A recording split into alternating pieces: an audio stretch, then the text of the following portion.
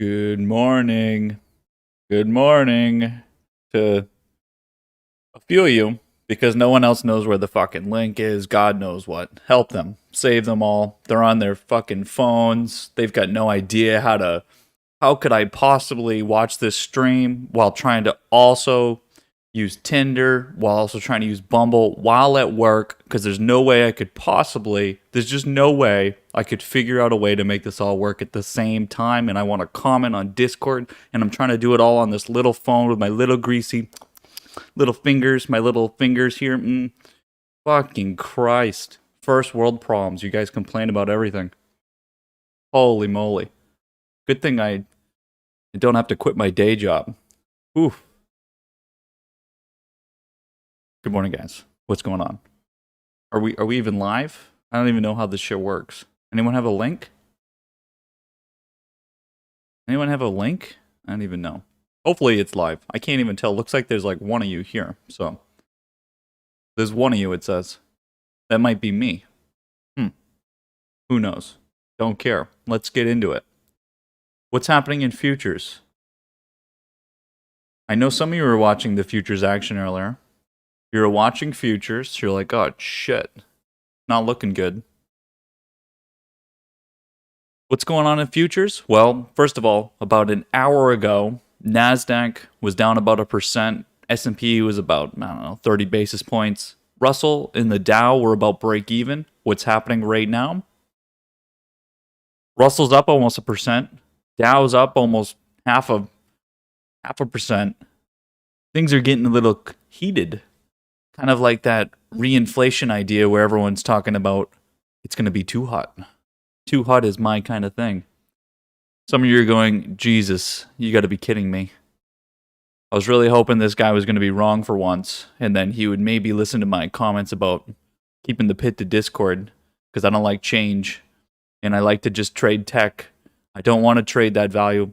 You're like 6 months late, first of all. 6 months late. So yes, the Dow is popping off. The small caps are popping off. Value's popping off again.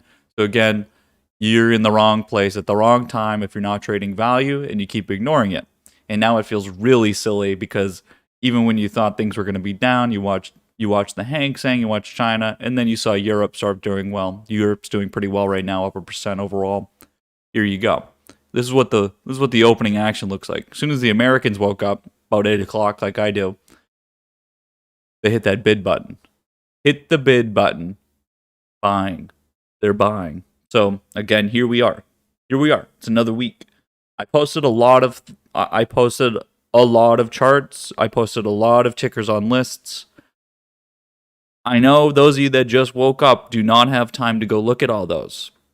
So I'm going to be this week very careful about who I answer, especially when tickers are offered and say, hey, Don, what do you think about this ticker? And it's got like 400,000 volume. I've never heard of it before. I'm going to say, do you know? Do you know that I actually posted about 500 tickers this weekend? Do you know anything about that? Then we're going to go with that. Again, if you guys are trying to search and do your own silly little things, good luck. Good luck. Don't tell me about it, though. Okay? Don't want to hear about it. Don't really care. Got plenty of things to look at. There's plenty of things to trade. There's plenty of trades from Friday that, again, we're looking to push. We're making decisions. Those of you that took big trades on Friday, you're getting paid if you're on the right side of the aisle. All you have to do is stay in your lane, right? You're not going to all of a sudden go start driving on the wrong side of the road, right? That would be ridiculous. Sometimes we need to pass the slow cars, but right now we're in the value lane. We're going on a nice little train ride here, right? Don't get out of the lane. Stay in the fucking lane. This is value trading. There's a reason why this continues to make the move while tech is having some issues, right? Tech is having some serious problems. So again, confirmation today, continuing from that move of last week. It's very important to see the way this is trading. Again, this is going to be a really interesting week. We're really starting to get into the full brunt of the rotation. I'm going to bring it back now to the broader strokes of the market here. If we take a look, so first of all, finally posted all of your favorite Dow charts. Put the pros in there, the U Pro, the big boy leverage charts. Obviously, these are charts I've been trading. I've been talking about the Dow 34,000 idea by April quite a bit. I know some of you you just think it's like joking or whatever. Don't really care. First of all, we've been talking about this value idea for a while, right? So since the presidential election, been trading. Now the Dow was gross over here, so we weren't trading the Dow. But as soon as it started getting some volatility, we became a player, right? As soon as it started getting some volatility, we became a player. So, anyways, you finally get the flags in there. If we take a look at small caps, again, been trading small caps since the presidential election as well. Small cap value, being specifically. A lot of this is made up of those small banks. We've been doing the bank play for quite some time using XLF. Again, energy as well. Big energy plays. We continue. What is this added volatility over here? It's rotation. There's a rotation going on in the broader market. We saw it confirmed with treasury yields. That was a very important part of the understanding here that, yes, this is coming down, but this does not mean that more flow will not come here. This is not outflow. There's going to be more of an inflow into value. And this price action here is volatility because of the confirmation of the idea we had back here. So as you remember, talked about 10%, the 10%, the 10-year yield going over 1%. Sorry, going over 1% was a big deal. It now keeps ticking up to about 1.6, showing some of that reinflation idea, right? Now, again, what does that mean? For those of you that have not Googled what a bond is, don't worry about it. Let me tell you right now. What it means is, never mind, I'm not going to go tell you to fuck yourself, but what you should do is Google bonds. And what it does mean is the idea of reinflation. But what's important to understand there is that there's going to be some discounting now coming into the idea of pricing. It costs more. The cost of capital has increased. That's what that means, that number. The cost of capital is increased. And also this idea of discounting means that those growth tickers, they may grow, but what's happening is it's now future growth and not right now. What's happening right now? Value's gaining. The value is the in the now growth. So that's why everything wants to go to value, because those growth tickers like tech, what's now being projected is future growth. Usually when we look at it, we think of growth all the time, the right now time. That's the exact opposite of where we are right now. Think of during COVID, why tech did so well, because earnings are always good, they're always growing. They can grow through anything. What happens with value? Well, they're fucking steaming dog shits that just suck. How is anything that's tied to the economy going to do well when the economy is also that, right? So remember these ideas as we go forward, and remember how we got here. Understand the broader sense of what we talk about in the macro sense, and then bring it down to a micro sort of understanding, so that you can make a trade that could be, you could be trading the derivative of a small cap bank company, but you know the market as a whole, all of the markets being tied into that trade, while you are gaining on that trade because of this whole inflow into value, a rotation from tech, because again, the cost of capital increasing, so there's some fundamental ideas, and then the technical reasons there, which are again, this idea of using supports as our timing, and we're timing a large macro idea into a shorter space, taking advantage of what we can do, which is being smaller, we're sharp, we can get in and out of trades quickly. There's not as much of an error as those big boy institutions out there that are putting big trades on things that they make a trade, they need to stick with it. They can't just decide, well, you know what, this sucks. I'm going to get out of here, like they're doing in tech right now. There's some mentions here as well of SPACs. I'm not sure how deep we want to get into that, because I don't really have the data. Been trying to collect data on SPACs. Obviously, SPACs, we've talked about being very similar to the market. It's in an induced bubble, so sort of like the equity markets in a Fed-induced bubble, right? This idea that the prices just keep increasing at the same rate because of that $120 billion a month. Now, that's a Fed-induced bubble. The bubble could continue for 12 years. It's not so much that bubbles need to rapidly increase and then will decrease because it's a bubble. There is a lot more to it than that. In terms of SPACs are in an induced bubble because of the rate in which they're increasing. The IPOs coming all the fucking time. And of course, now we're seeing a bit of correction. There's 20% numbers all over the board. That's like, again, you put 20% on something, you're going to get 100 fucking Bloomberg articles about how it's a bear market because all their algos trigger at 20%. So those of you that have seen those, it's because they quite literally just have algos that write articles. And as soon as something hits 20%, it's in a bear market. So that's why you saw all kinds of articles recently. Who cares about that? It's not a fucking bear market. We instantly price things. Whether it continues to go down or not, it's not going to be a bear market. It's like saying the COVID crisis that started that recession. That was the shortest fucking. That was the shortest bear market I've ever seen. We had 2 weeks of prices going down. I don't think so. That's not how it works. Yeah, it started a recession in the economy, but what happened to the whole the market's not tied to the economy argument? Fuck myself. Anyway, keeping these ideas in mind, there's a lot to be done. There's a lot to be done. Those of you that have missed the value trade so far, again, there's a lot of opportunities. How do you take these trades? You have to just look at a lot of tickers. You have to look at a lot and be prepared for a lot, which is, again, I'm going to relay this back to the idea of the amount of tickers that I'm looking at and trying to trade. This is our method. This is my style. If you want to trade things fundamentally and just look at one ticker and then wait 6 months to go be an investor on that, whatever the hell it is, you can do that. You can go do that. If you want to take advantage of this sort of sharper trading where I can go get into trades, make my money and get out, sort of like what you saw in the Cosa Nostra account, I asked it, do you guys want me to save the account? Yeah. And then it takes 2 hours for me to go ahead, put $5,000 into the account and turn it into what, $8,500? Yeah, that's like that sort of trading. You want to do that? Well, then guess what? You need to look at a lot of shit and stop, making excuses for why you can't do things. Listen, you don't need to spend fucking hours and hours looking at stuff, but you can't then complain and say, well, I didn't make money doing this. You didn't put the time in. You're going to tell me how to do my job, right? It's like saying, well, listen, I don't understand. I made the same trade and lost money. How'd you make money? Well, first of all, got a lot more experience. I don't come to your doctor's office and try to perform surgery for you and then go, fuck me. What the heck, man? I paid you. You should be helping me with the surgery. That's silly. Let's just be honest, right? You're not going to be able to replicate it. It's not going to happen. So you need to stay, just like we're trading style, is stay in our lane.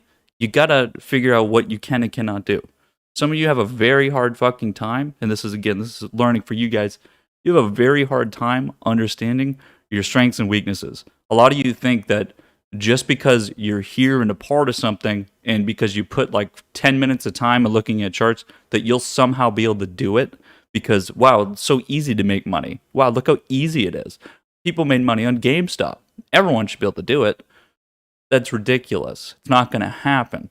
If you want to make difficult trades, it's going to take a lot of fucking work.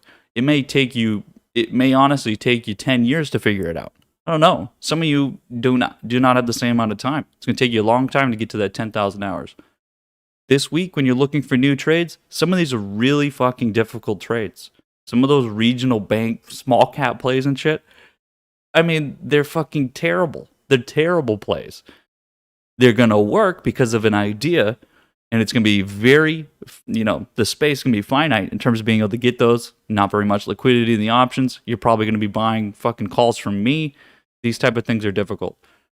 You got to figure out what you can do. You got to slow down the pace. Realize you've got a lot to learn. Some of you need to just get the money out. Stop trading. Like some of you, the best advice, I can't even give you advice, but if I could give you advice, I'd just say stop. Just stop trading. Or at the very least, just make a bunch of fucking trades with a small amount of money to get it under your belt, right? That's what this week's going to be. There's going to be a lot of things. Everyone's going to think they know everything because now look at everybody. Everybody now says, oh, look at value. Value's doing great, right? Okay. So what's going to happen? Momentum trading. What did I talk about last week? Value's going to turn into a momentum trade. And you're starting to see it and you're going to feel it. A lot of you are going to go back to your little holes, your momentum holes. And I don't mean getting momentum in that hole. I mean that momentum trading you did last year in the summer where all you could do was go long and woo, look at me go. I'm buying fucking weekly calls, gaining 100% every hour. That's going to come. And there's going to be a lot of momentum trading. What happens in this type of price? We'll see. We'll see, but it's no longer going to be a trend where we can say, oh, I know what's going on. There's going to be a lot more, what's the word? Chaos. There's going to be a lot more chaos in here.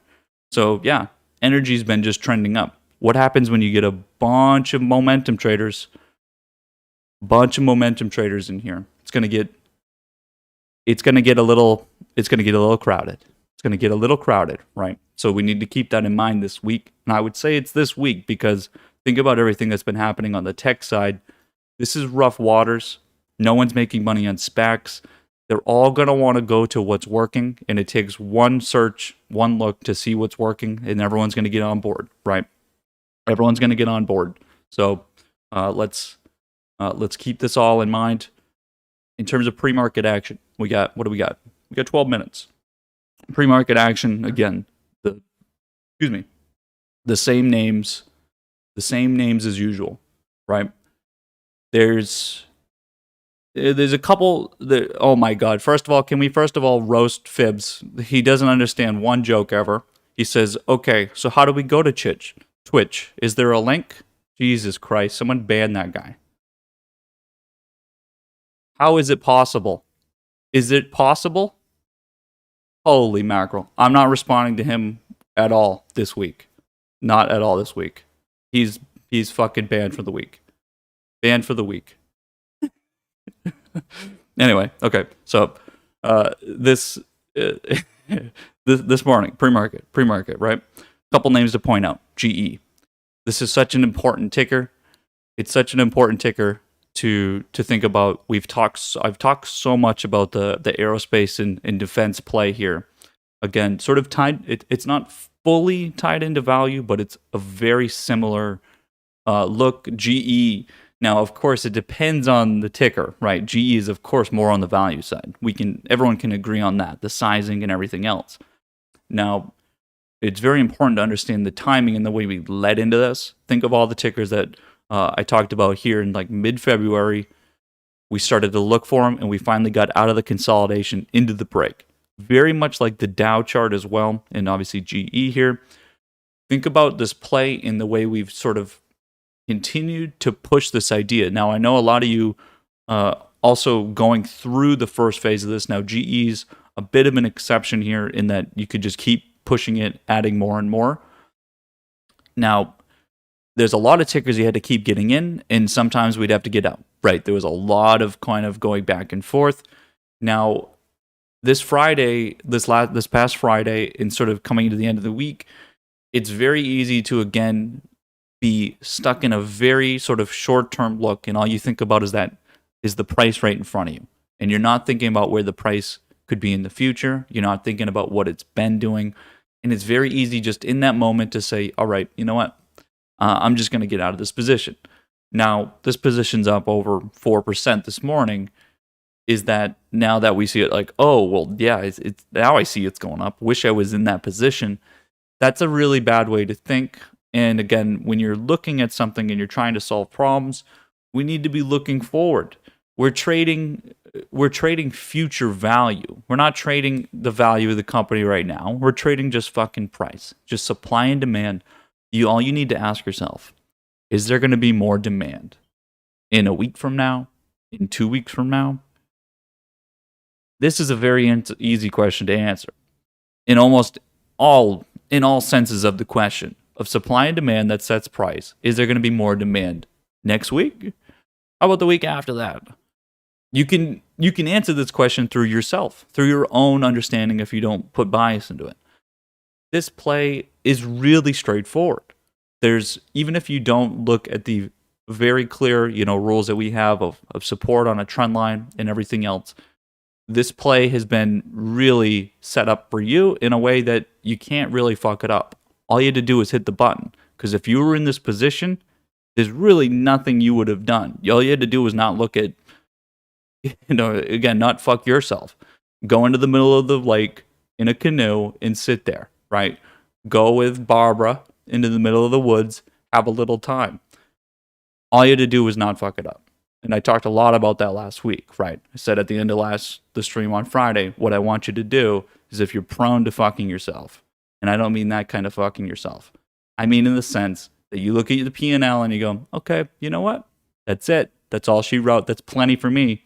And you make that gain right then and there. What do you do this week? You then go and fucking lose it. You throw it all away because you're not in the consistency game. You're in the make the gain right now game. That hyperbolic discounting idea that I've talked about, hinted on, right? You're a hyperbolic discounter, you greasy mobile trader. Keep that in mind. This play has written itself. The whole market has written itself on that side. So the aerospace and defense getting more confirmation this morning. Important to see that. Be very excited to see where that goes this week, just in the terms of price. And yeah, making money is great, but it's more about being correct, learning, right? Going from there. What about the death boat? What about travel? Holy fuck me sideways. Buying the dip over here, no brainer. Nerve-wracking. Sweaty palms, for sure. Sweaty palms. Again, travel doing great this morning. And again, what's it signaling? All of these signaling, they keep signaling the continuation of a trend. It's just a trend, right? The whole thing is just a trend. We're continuing. Now, we had some pretty big sort of gamma-related moves, and it was a little hairy. But again, you have to be buying. You have to be buying to be a part of it. Obviously, we saw in just our own fund account, I put most of these positions on. But again, these are trades I'm making. Other people are making as well. It's just the timing part. Everyone's going to make the trade, right? Everyone makes these trades. Everyone made the travel trade. There's not a secret, but it's the timing in which you make this that makes it so important to understand. If you bought down here, there's a big difference between the people bought down here and the people that bought down here. No algo is buying down here. I promise you, there's no algo that's buying down here. There's no software, there's no machine learning, no AI out there that says, you know what, this is a great fucking buy opportunity right here. Let's go put the whole boat on it in the death boat. Put a bunch of people on that boat, ship them out. Great fundamentals. No, they're going to be buying today. They're going to be buying next week. They're going to look at this as not only a tempo loss, so that gives it some points to go buy, but they look at it as a bit of a discount on the pricing side and also in the option side, which is what everyone's dictating everything on. What happened here? A lot of options got fucked. Why? Because not everyone transitioned. Why? Because not everyone is in the same sort of sizing as we are. Our sizing allowed us to go ahead and get out of this position, right? Our transition idea, take profit at the trend line, look to re-enter. Holy moly, look at us. Re-entering down here, again, best of both worlds, removing this entire loss by just one simple rule. Not everyone is in that boat. They are literally in the death boat. They're literally in the death boat, right? From binary down here, we're up 3%.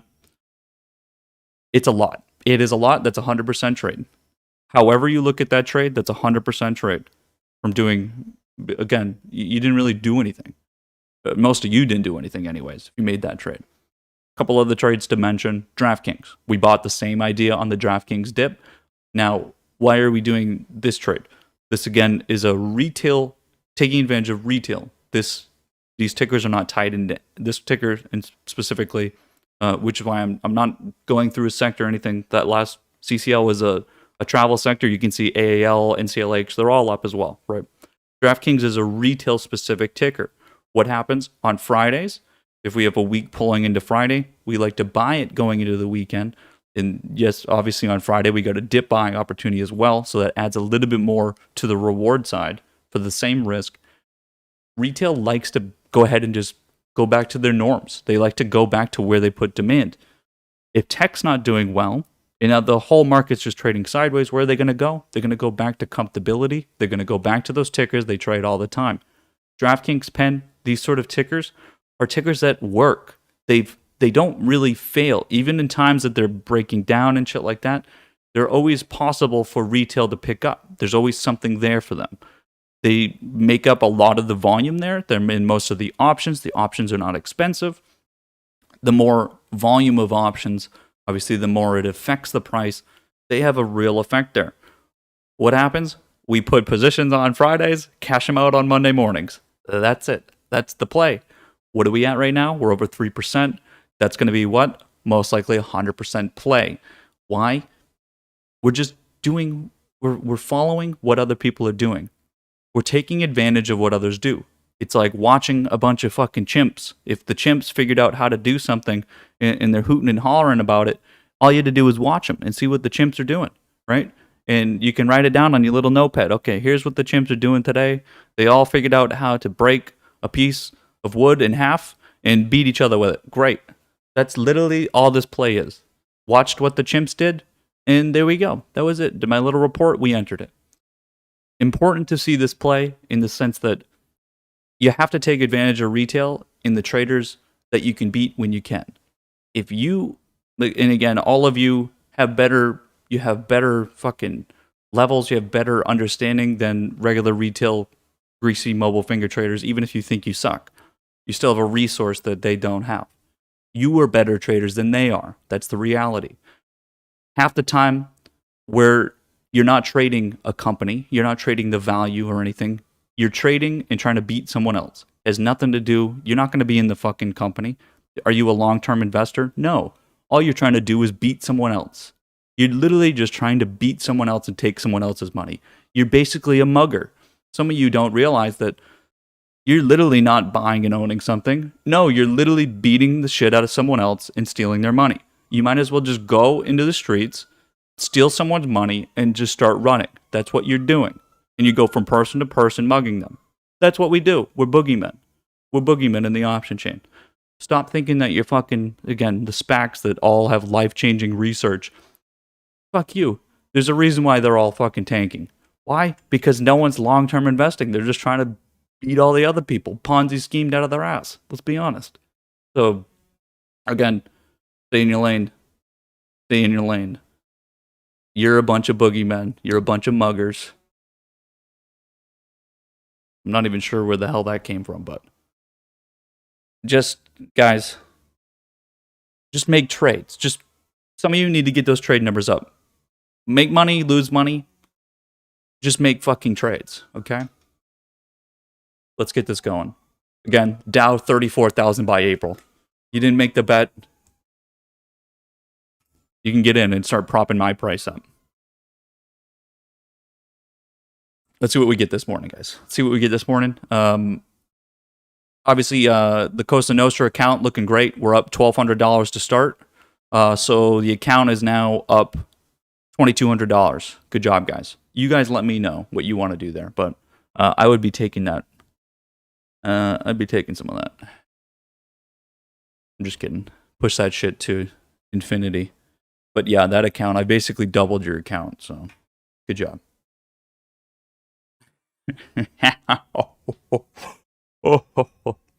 Okay, let's keep it on the Dow because that's what we're looking at. We're looking for holding value continuation. Excuse me. And again, it's just important to remember. The most important thing to remember is, again, it's not just one day. It's not some 5-minute, 15-minute candles. It's the whole thing. It's the whole thing. And so those of you that now are going, hey man, just woke up, is there anything to buy? You're the fucking problem.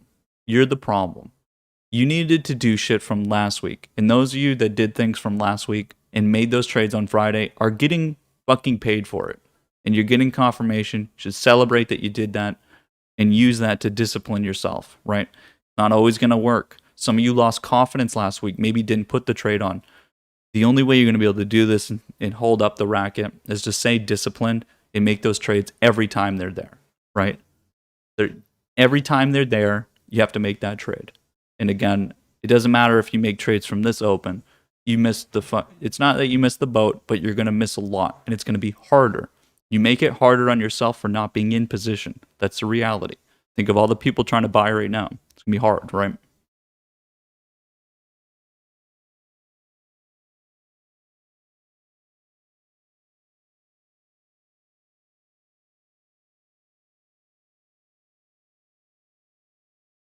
All right, whoops. Looks like retail's having some fun over GME. So See what they do? Oh, gotta go back to what we know, boys. Tech's not looking good. Retail stores. Again, I finally posted the ETF for you. Does anyone know the ETF that I posted that tracks retail stores? Oh, Brian already mentioned it. Never mind. Oh, there you go. There you go. Oh boy, at our top of the list. Peloton and like the COVID winter moves is cute. It's definitely cute. From down here, I'm not gonna get baited on any of that. Not gonna get baited on any of that. Again, travel, aerospace, and defense. All of our big sectors looking great. Looking great.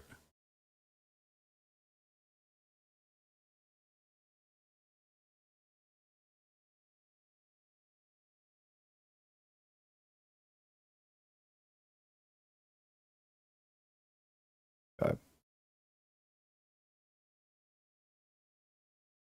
Good work, guys. Good work. Again, what are we looking for this morning? We open high. We're looking for that first 15 minutes for that direction. This morning is more likely one of those days on a broader market. You're going to be pushing towards that 10 o'clock for digestion. There's a lot. Think about the way we went from futures. Futures were down. Futures started to swing to the upside. These type of things are going to take a minute. They're going to take a minute. You've got rotations happening still. We didn't even really talk about the dollar. Then there's really not much to see over here. It's a continuation here. And again, we have an understanding that this is the reinflation. This is like a risk-on inflationary idea of the dollar being increased. So we don't have a good correlation here to the downside idea. We don't, so I don't really want to talk about it too much until I have a better understanding. So again, I'm not going to talk about something if I don't really understand it. I understand that the dollar will move with reinflation towards the upside. And we also know that the dollar can move up and the market can be bullish, right? We have an understanding of that. So we'll see how this continues to develop. The bigger part of the spectrum is the volatility, of course. So volatility coming down a little bit. Is it trending down? No, it's a bit of an inside day here today. We'll have to see how this continues. Again, there's a lot of tech selling, a lot of rotation, so there is volatility. Volatility is great for us. You know what sucks about value? It's not very volatile. That's the reason why it's doing well. We need volatility that helps on the derivative side, those options, right? So that's the macros for today. Again, the more important part was the other broader strokes of the market, right? The rotation. Hang Seng was down. Europe's up. Asia's tech. Europe's value. Coming in today, the exact same thing happened on our futures, right? Same thing happened on our futures. Of course, our fucking positions. Our positions. You can see small caps, Dow holding value. That's all I need to see today. Also, our sectors continuing. Do they need to continue today? Not specifically. We're seeing retail stores, travel, aerospace and defense, those sectors that we've been honing on for movement. It's not just so much that, yeah, they're looking good, great, their value. No, it's that they fucking move. A lot of those sectors, they're moving. It's a momentum idea. We want to see that. Otherwise, again, I don't want to sit in a fucking position that's not going to move, and I don't want to be trying to force something. If we don't get confirmation of some of the ideas, then there's something wrong. We could be sort of right. I don't want to be sort of right. I want to be really fucking right. Okay? So again, if we don't see the idea of the value idea just going from, okay, we're trending up in price and gaining something, then I can't be as aggressive on options, which means I'm not looking at it through the lens of trading. I'm just kind of right that prices are going up. Well, how do you trade kind of right? If it's kind of going up, how do you trade that while the rest of the market's coming down? You don't.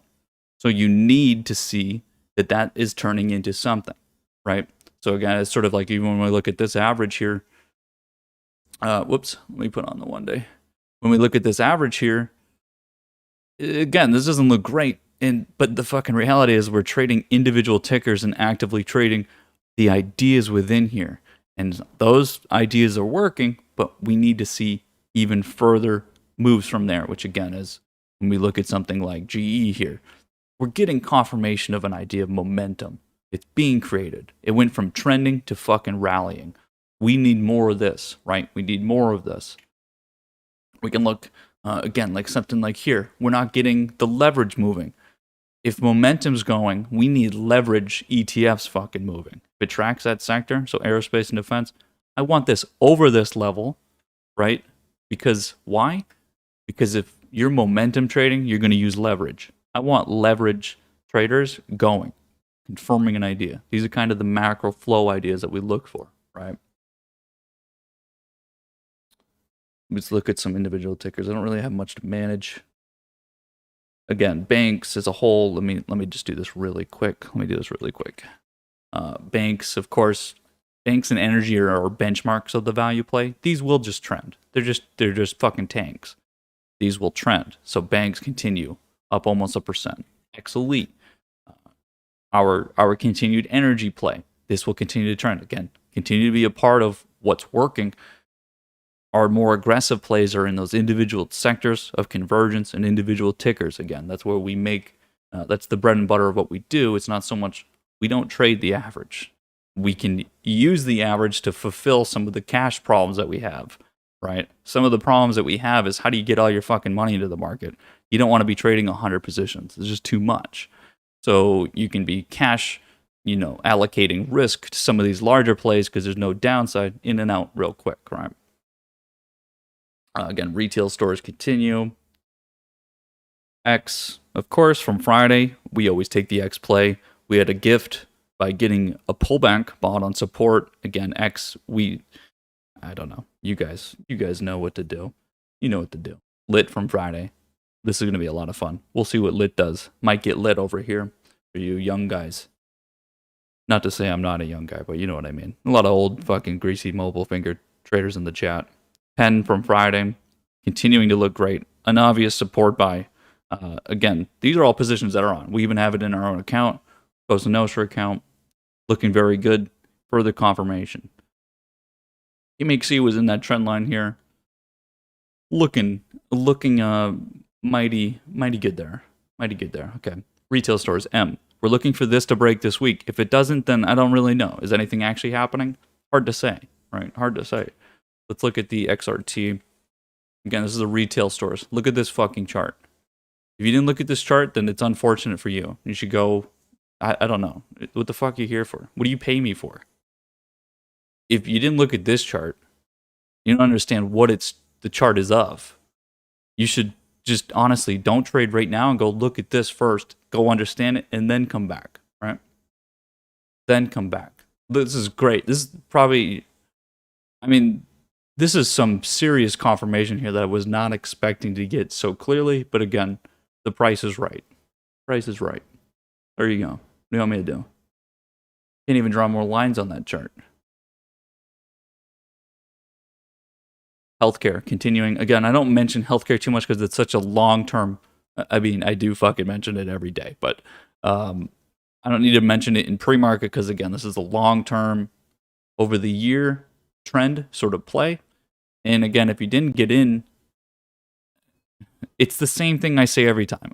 It sounds like gloating half the time, but the problem is that, again, we talk about this every day. Talk about how strong the value play is, how big healthcare is going to be this year. When I talk about sort of the long-term investing over the year, talk about, tech will always sort of be the biggest gainer, but my tier 2 this overall year, not in the short term, the overall year is healthcare. Look at these continue. Do you know how much percent this is, guys? How much percent it is? It's a lot. On the options, it's an absolute ass load. This is 3% in fucking 5 minutes. That's 10 minutes. It's so much. It's ridiculous, right? It's ridiculous. SPR continues, aerospace and defense. It continues to trade on this trend line. It's very important to see that. But continuing holding. Other individual tickers that I want to point out that are not tied too much in sectors. Let me see. A couple things I'm looking at. Here, actually, let me look at some of the things that you guys are mentioning so everyone can see. So, speaking of C, obviously C breaking through the supply. Again, these are orders that are very easy to set up beforehand. Again, if you look at the chart, all you gotta do is put the orders where the fucking levels are. You don't even need to know what's happening. So, again, some of you make it overcomplicated. Simplify it, solve your problem through however the fuck you want, but there's only one way to do it. So, what do you care what the company does, right? RMX, BIOS, cute, possible. Think I need a little bit more than that.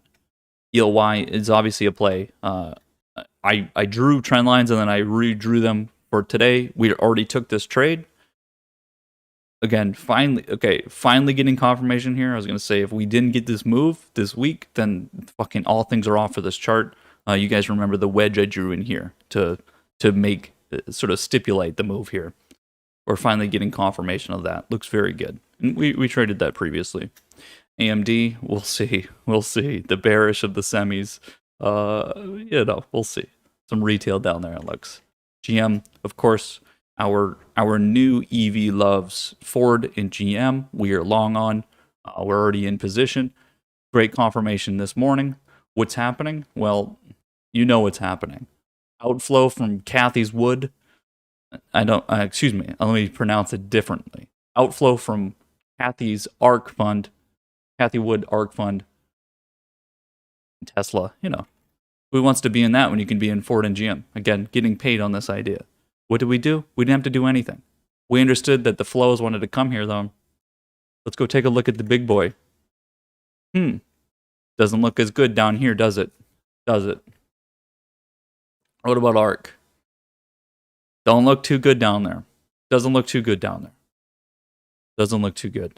I don't want to be a part of that. Can it come back? Absolutely. Tech can all come back. Let's take a look at some of the big tech names like Apple. Apple, can it come back this week? Absolutely. The whole market averaged up. It can be up. Do you want to be a part of that and try to make something that's not working work just so you can tell your cousin Greg that look at Greg, cousin Greg, look at the cool trade I made. I turned something that sucks into something good. No, you didn't. Greg's in the same trade. He knows it hurts. His head's in the macaroni bowl. He's drowning. I don't think so.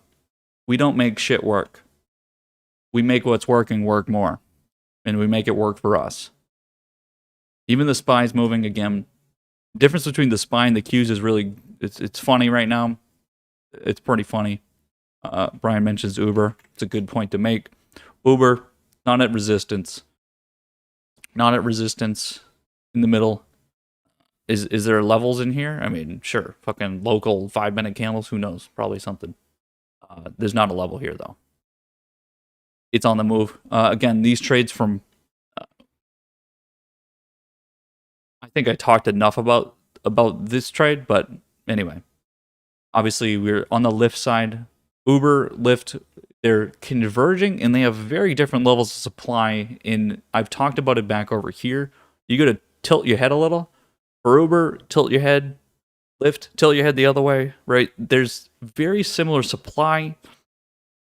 It's the consolidation, the way it's transposed is a little different. We're on the Lyft side because of the trend line. We trade trends. Square Inc on support over here. That looks great. That looks good. I'm not even sure what this whole move was, right? We were bullish over here. Had to get the fuck out. Relative reversal point. This move from here, I mean, again, we buy at the lower end of the range every time. Every single time. If we look at the PayPal chart, it's even more clear. Again, this whole level through here, we buy on support. This is some fucking easy support.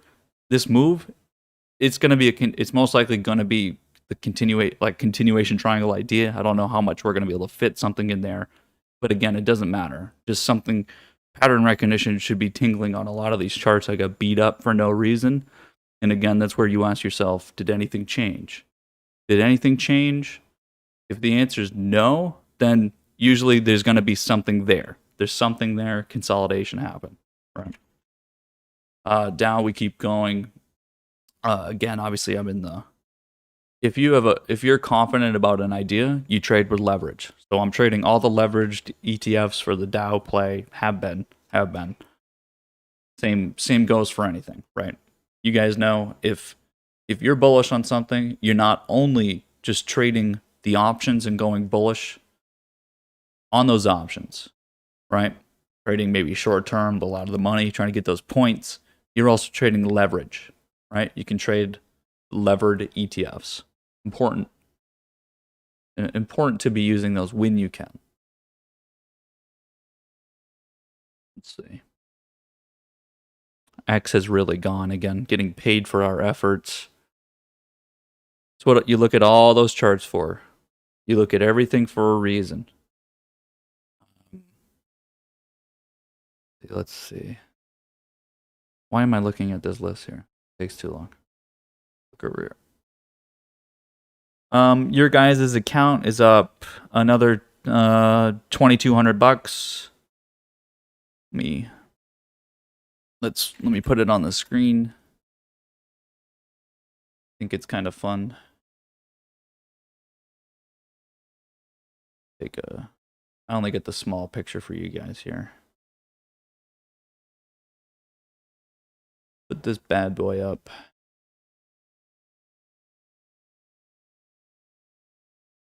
Prop. Save. There it is. Save. Okay. There's that. Here, I'll put it up on the screen now that I know how to fucking do it.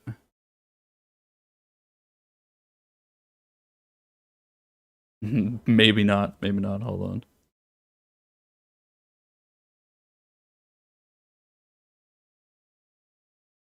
Where is it?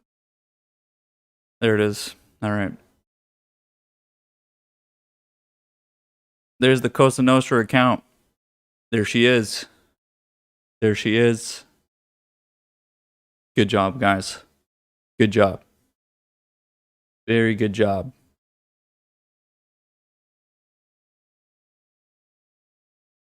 All right, back to trading.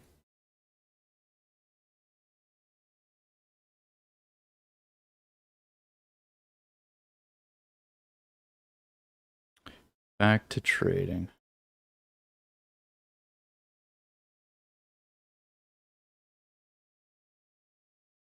Let's see.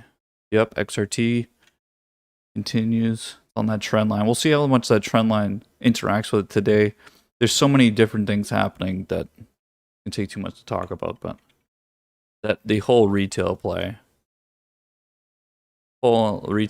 This again, what do we look for? We look for price to move through, come back, bounce, confirm the level, and continue. This is about as good as it gets. This has already proven the point. Opened, bounced right on support, broke through the trend line. It didn't just melt through it. Had a breakout candle through the trend line, which is exactly what you want to prove that there's supply there as it breaks through it. Pulled back, confirming the support. Let's see, it opened. Next candle opened below and is rejecting it. We'll see how this looks, because again, it's almost too good to be true. Almost too good to be true. And again, if we put on like the 15, you can see it's more like a rejection. So again, look how we just went from 5 minute to 15 minute. Now we have two different ideas. 5 minute was confirming. This is actually showing that it tested the trend line, rejected, which is probably 9, maybe 8 out of 10 times is what's going to happen. It's going to bounce here and then try it again, right? Very rarely do you get that perfect break candle. You can see it on the daily. That's why you should always, if we're doing analysis of an idea, here you go on the daily. Oh, it just looks like price open on support, got rejected at the trend line. We'll see how that plays out. It's very early in the day, right? 20 minutes in. But again, it's up 2.5%. So it can certainly make its move. Certainly make it the move. It's like we saw some intermediaries on the EV side getting some action. Like Blink was up a little bit more. Again, we're not going to force any of these plays through. I'm not forcing any of these plays through. I don't think so. Plug the other, right? Plug, nah. Yeah, Free Willy. There's a reason why we have a Free Willy emoji. Imagine. Imagine. God.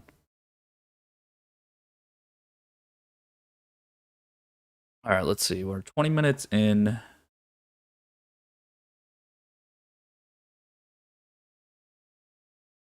Continuing a trend up. Let's see. Banks, Deutsche continues to go on the bank side. Disney looks good even. Again, what's going on with Disney? Those of you fundamental traders, is it Disney Plus because of the great profit they're making on Disney Plus and those great numbers in the future growth that we just talked about is getting discounted now? Or is it the value of fucking right now through the travel side? It's travel. There's not even a way to rationalize the other side right now. You can't even rationalize it right now. Sure. Sure, there's uh, sure there's things to do with streaming numbers. Great. Yeah, Epcot's making Disney bullish, or it's just fucking technical, right? Flows based.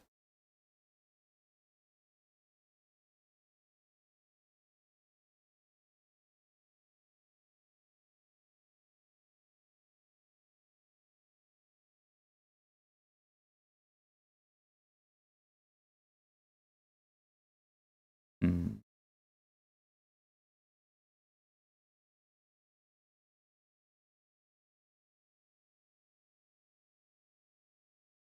Hog, the old hog. Some of you got on the hog. I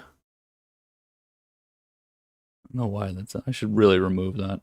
I know you guys were talking about Dish earlier, putting some jokes on it. Dish continues its trend. Again, there is certainly a difference between big tech and fucking intermediary tech service sort of providers and everything else. There's it's very hard. I hate the value and growth kind of terminology and the way we've clumped things together. The value side is like completely okay right now, and we split it up as we need to. But the growth idea is dog shit. Um, because again, you have the Fang stocks plus, well, it's Fang with Tesla, but now it's like fucking Ang minus the F because Facebook is number 6. So Tang, we'll call it Tang and then F. Tang plus F should be the name because again, Tesla's 5, Facebook's 6. Maybe it's not anymore. Who fucking knows? Who knows? But the problem is with growth, that is the growth. A lot of the other tech companies are what we understand as being something else. I'm not specifically saying Dish here, but it's just something that's is certainly driving some problems with some of the other tickers. Is that they're getting clumped with growth, even though they're not technically that. Dish is more value oriented for sure. But looking at some of the names in here, absolutely, there's some ideas that they're not value, but they're certainly not growth, and so I call them intermediary companies. Those intermediaries, right? We talk about those. Those, what are they doing today? We haven't really seen much movement yet. Something like Roku, right? Dish, right? There's certainly some charts out there. They're just not doing as well. So again, even those companies, those tickers, I should say, not really showing much either. So again, we're sticking with our idea, staying in our lane. If there was something else to get out there, something individual ticker based, things like DraftKings that we're trading, right? Then we're gonna go get them, but they have to be worth it. They have to be worth our while, certainly.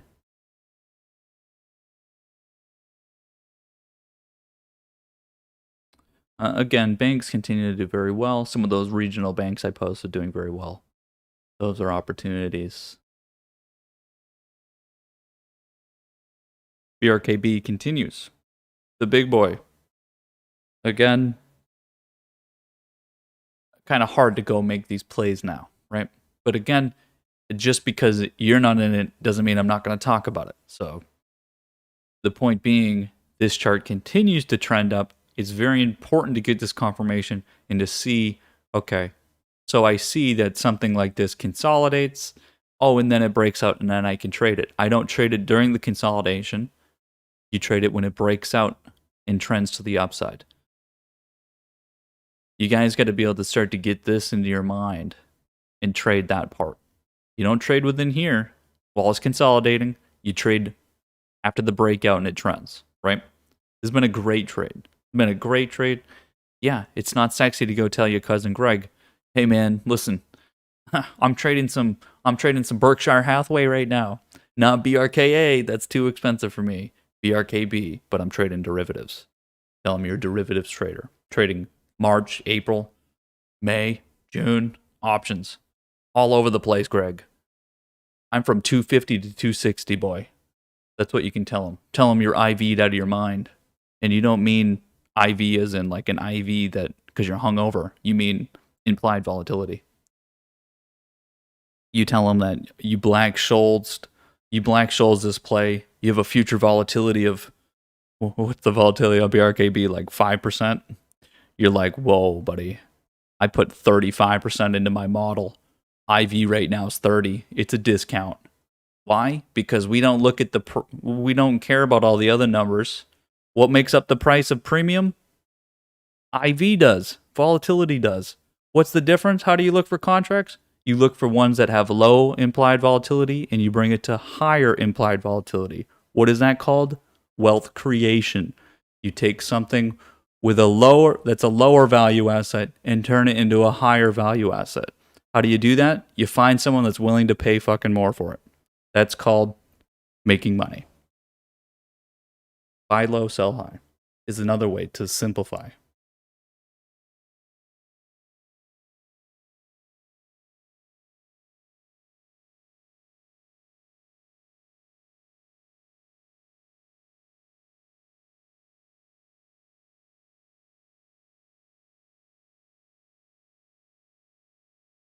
JJR says, video, options basics, remember? If you guys didn't know, I put a new video on the YouTube. And yes, that with the thousands of tickers that I was looking at over the weekend did take up most of my time. But the new series is coming. But yeah, I did spend a little bit too much time fooling around. And by fooling around, I mean working to produce the rest of that series. But you guys got a nice start because some of you that have watched that video so far are now realizing, okay, Nattenberg was a little too technical and now I'm going to be a little too abstract. It's going to be a nice medium of the two. But yeah, you might have traded one demon for another.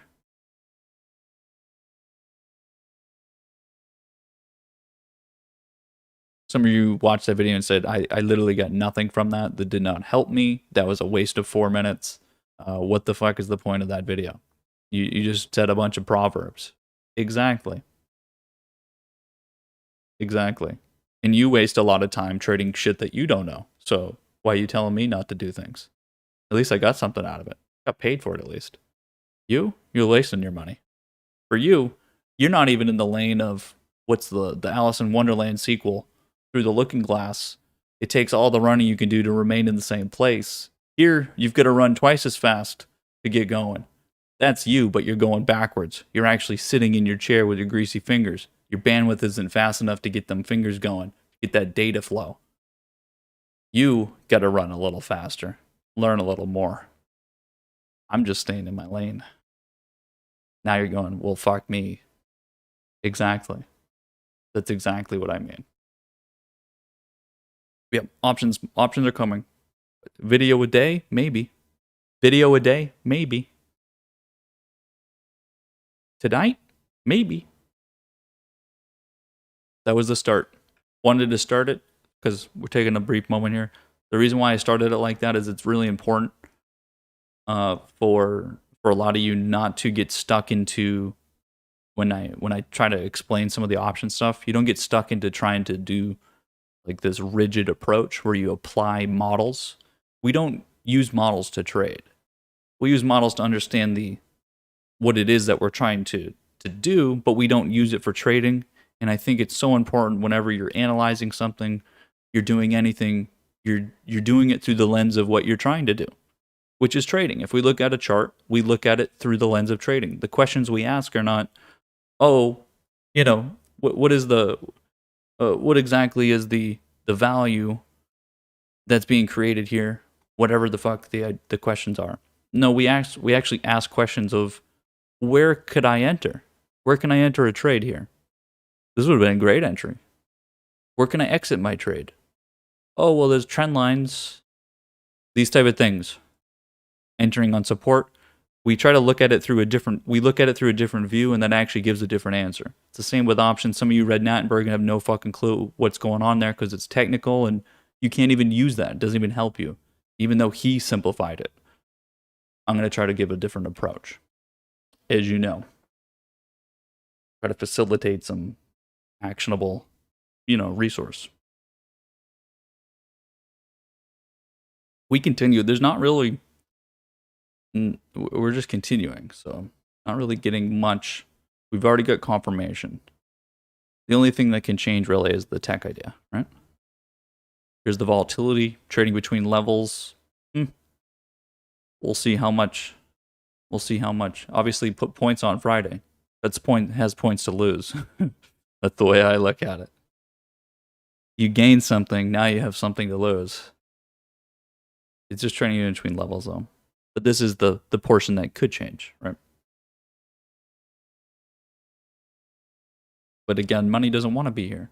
Why is the Nasdaq down almost 1% and then the Dow up, the Russell's up? Why? You know why, right? Now, these averages are still not good representations. They're still not good representations of the overall, I would say. I mean, they are of the overall. I mean, of our specific sectors and performance.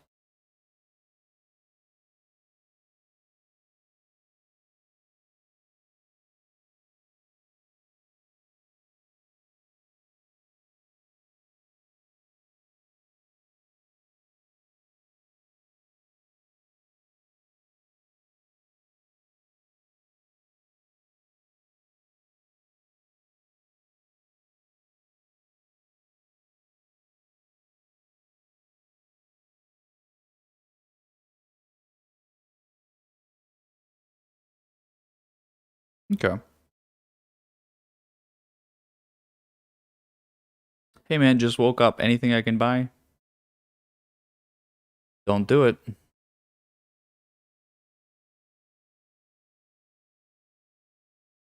Take a look at some of the macros here. Nothing much to see on volatility.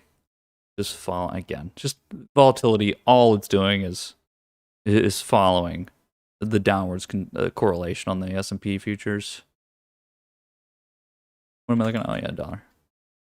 Dixie, not doing much either. It's basically doing the same thing, which again I don't like because it's not giving us the movement or the correlation to the idea of, oh, okay, so money's going into the dollar because it's not going somewhere else. This could be money coming from tech, and it could just also be money coming from fucking the Hang Seng. Could be coming from Europe. We don't really have that because we're not really tied to anything. It could be just inflation, right? Could just because of the future, the idea of the cost of capital is going up, and we're gonna have inflation, so the dollar's gonna be worth more. Or, I mean, technically that's the opposite, but that's exactly what I mean. The dollar's been going down because of speculation. The dollar was going down because of speculation that the Fed's going to keep printing and it's going to cause some inflation. The dollar's not, the value of the dollar goes down. The value going up right now. Why? Because what we're doing is not only selling the growth idea, it's again the cost of capital. And the treasury yields. Let me bring it over to the yields. Show you what's going on with yields. Yields continue to bounce back and forth, right? Getting closer to that 1.6 all the time on the 10-year. What's happening? It's holding that level. It's not moving away from it. It just continues to hold it. That would mean elevated dollar here, which is good again for retail. For value. Saw retail in the comment. It's good for value. So if yields are up, good for value. What would be a good X transition? Take a look at our levels. Trend line comes in at 22. Trend line comes in at 22.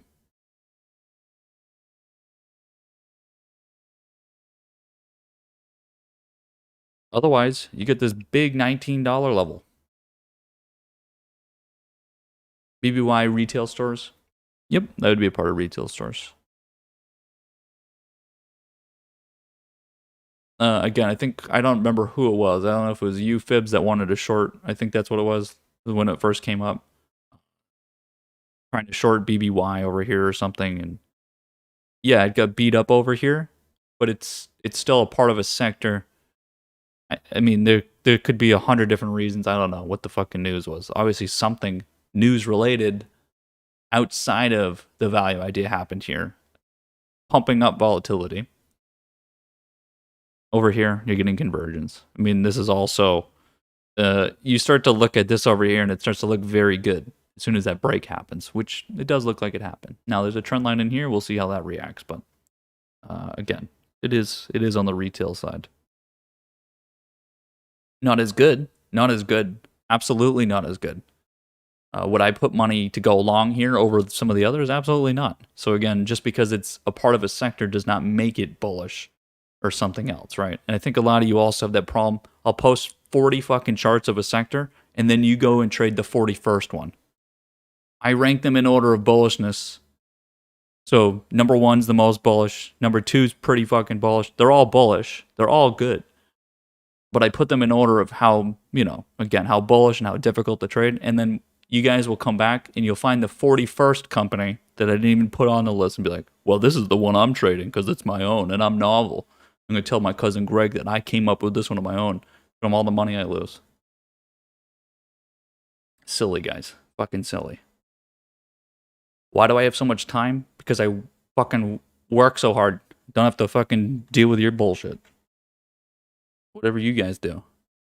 Jerking off all weekend. Whatever the hell you guys do. You know what I mean? Spend my time looking at charts. Am I a loser for doing it? The bank account says otherwise. And me yelling at you guys says otherwise. Just fuck off. The reason why I'm being joking about it so much is I got so many weird DMs about, hey man, what do you think about this ticker? Look at this cool ticker. Isn't this one so cool? Look at my chart. They're like, I'll critique your chart, but stop trying to act like you're offering me advice. What in the world? What is that? What do you mean that's a level? Why'd you draw the line there? You guys are going to need to pay me for my time. You're going to have to pay me for me to look at that. Whew. Wiz says, stupid kids always distracting my weekend time. That's why I'm not having kids. Not for the next 40 years. And by 40 years, I'll be dead. So, not happening. There's yours says WBA. Let's take a look. Let's take a look what's happening. Ecto, was it you that said put into chat the Don LOL emote about WBA and then it wasn't working? And then I responded with the Don LOL meme. Let's find out. Let's find out. Let's find it. Oh, there it is. Let's link it. Let's link it. Hold on.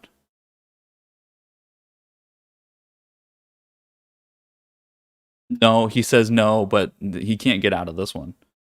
Here's quote from Friday. Don, I lost $30 on the failed WBA squeeze, and now I'm financially ruined. Looks like hot pockets all weekend, boys.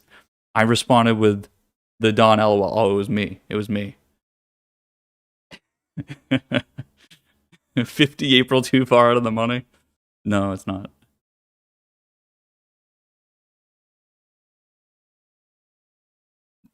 So again, over here, I started buying. So it was literally right over here. So over here, I started buying. How long did this process take? It obviously took a while. It obviously took a while because there's not many contracts. There was not many contracts. What happened over here as we started getting closer and closer to expiration, prices really started to get cooking. Here's open. Look at the difference of these candles. Again, for those of you wondering, on Friday decided to start some research on gamma squeezes. We've been looking for like a target, something that we could get something that's not going to get too affected by other things. So WBA was sort of a good. It's sort of within the retail store thing, and so it fell into some categories that I could go buy something and not get fucked on. And so scooped up basically, I don't know, I'm not going to say a percent, but we scooped up most of the chain in terms of options and created new ones. The biggest part here is that market makers had to provide liquidity. So bought up a bunch of fucking calls, spread all over the place. Don't ask me specifically which ones, because again, all of them. Just try to get everything. The point here is to find out how much does it take, how much exposure on the gamma from a gamma standpoint. We know the number from delta. Delta is just the hedge ratio, right? Some of you are going to finally learn that. that delta number is just how much it would take to hedge. What? A delta of 50 is 500 deltas, and that's how many shares it would take? That's what that means? That's right. The delta is the hedge ratio. And so we know how many shares the market makers have to buy to hedge against that. But it's the proximity in which they need to do that, and when and where they're going to be buying. And what we're trying to find out is exactly at what point does that start? At what point do the market makers have to be hedging your calls? And at what point does that fucking momentum get started to start a squeeze? And so we're trying to find the exact point and trying to find a number that we can use for, again, it's going to be different for every single ticker. And so we want to try to find a universal sort of simplified understanding, because again, it's too fucking hard to tell when things are actually getting squeezed or not. And so trying to use this, I mean, it's probably going to fail. Got no idea how, I'm going to get a really broad-based number. Is it getting squeezed right now? Well, that is some big fucking candles. So I would say that due to the sizing in here, there's obviously some reaction. We all know that March monthlies have the most options ever, as usual. Every month we get the most options volume. Is coming from March monthlies, which is in 2 weeks, right? Just under 2 weeks on the 19th. So this next 2 weeks is going to be insane. Like I said, fucking for the last month, right? Ecto says the squeeze was to go on that day. Okay. Whatever you say, my friend. That would go against the whole point of the March monthly thing.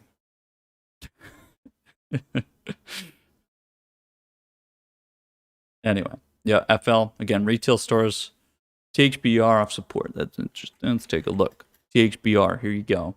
Hard to see it on here. Let me put it over here. Again, all these SPACs and everything else. Let's see what this does here. You need to move here, first of all. You need to move to the upside. Again, some of these newer SPACs want to take advantage around the $10 mark, right? The $10 mark is the mark on all the SPACs, right? $10 mark is the mark. Again, that's the fucking price.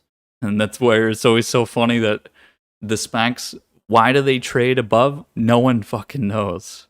Why do they trade above or below? Who fucking knows? It doesn't make any sense. None of it actually makes any sense. And that's what some of the best trades can be made from these, because SPACs should never go below $10, because that's going to be the fucking price.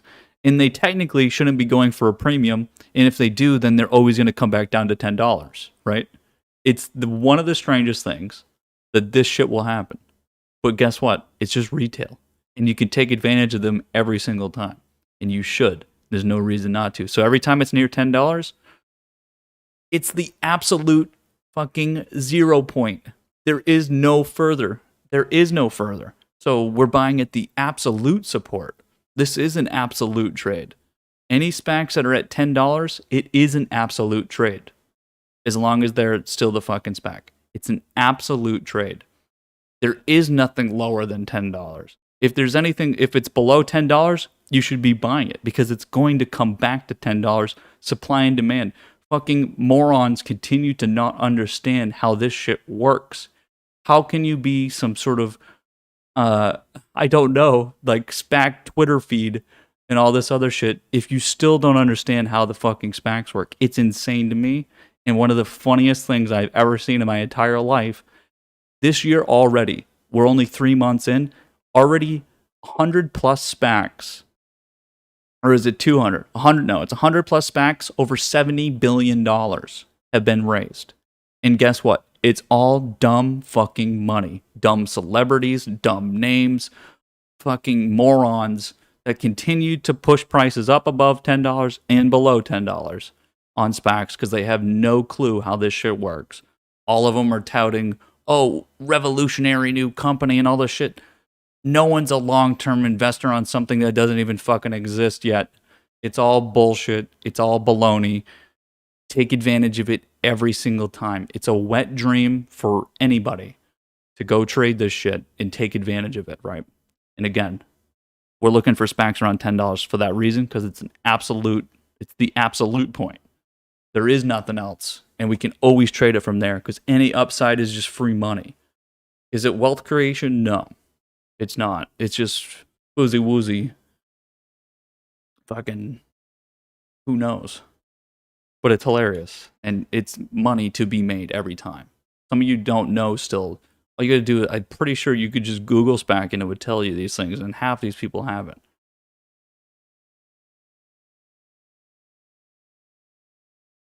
But it is interesting.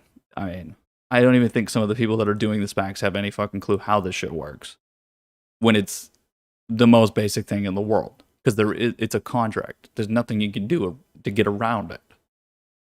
Who knows? Who knows? X now over 6%.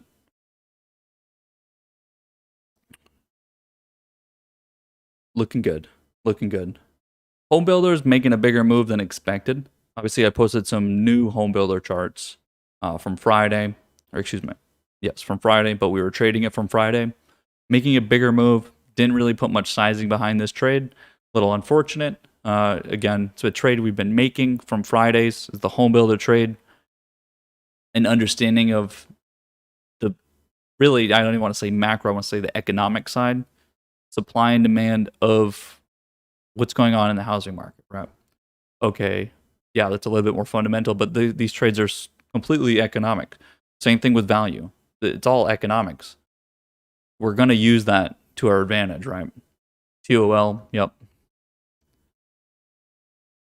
Exactly.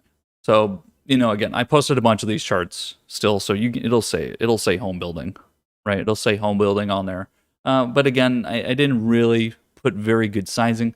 Now, am I upset about that? No, because I put most of that sizing into other charts, right? Into other charts. Similar ideas, something like X, which is tied into government spending, that industrial side. But, again, it is definitely, you got to find those areas where you make mistakes. That would be one of them, because, again, it's tied to more than just the equity market. It's just pure economics at that point. Got to use that advantage that I have there, and that a lot of you do as well. It's a little bit slower. You can make those trades without even really having much understanding. Take it when you can get it. All right, let me bring it back to the averages.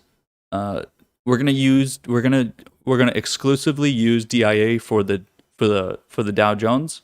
We're not gonna use the leverage charts. Again, I'm trading those, but in terms of the average and what we look at, we're gonna use DIA because it's the most heavily traded, just like when we look at the SPY. Okay, so you can see we're coming into the trend line.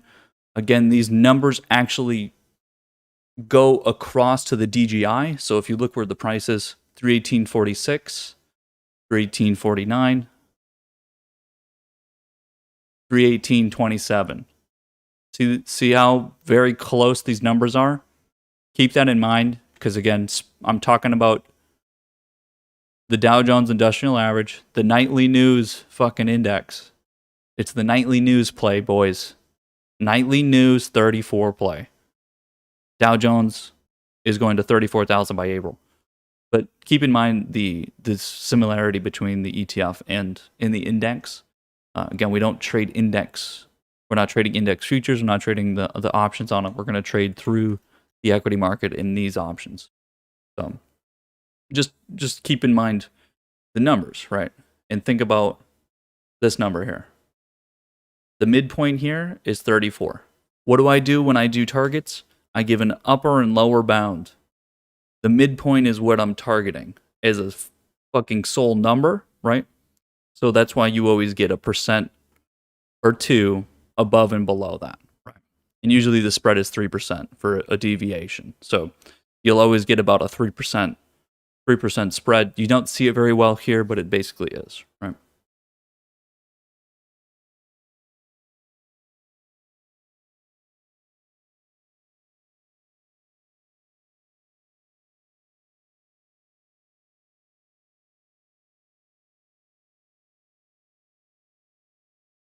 All right. Let me bring up someone you guys are talking about. NYCB through 1254. Again, these small retail banks make up a lot of the Russell 2000, right? Some of them are smaller, some of them are bigger, whatever. These regional banks, right? Very good plays. DraftKings is above 60.36. In terms of, again, it's support. If price is on top, it's support. If it's below, it's resistance. No matter if it was resistance or support before, just matters what side the price is on. So this would be price bouncing on support, not bouncing on resistance. Just to keep it reminder, because sometimes I get confused in chat when you guys say, like, I know this was resistance on my chart, but as soon as it's on top of it, it's support. Some of you guys in chat post resistance or support interchangeably, but they're not. Just remember, if it's on top, use that, because even I get thrown off. You say DraftKings on resistance, I'm thinking it's getting rejected that it's below. It's not, though. It's support. 60.36. DraftKings. Again, this trade from last week, think about where that is. The options are up, right? The options are up quite a bit. So, again, but you need movement. You do need movement, otherwise you're going to lose, right? You're going to lose value. ARO, our long weekly chart. Long weekly. We'll see what happens there. Not very good looking there.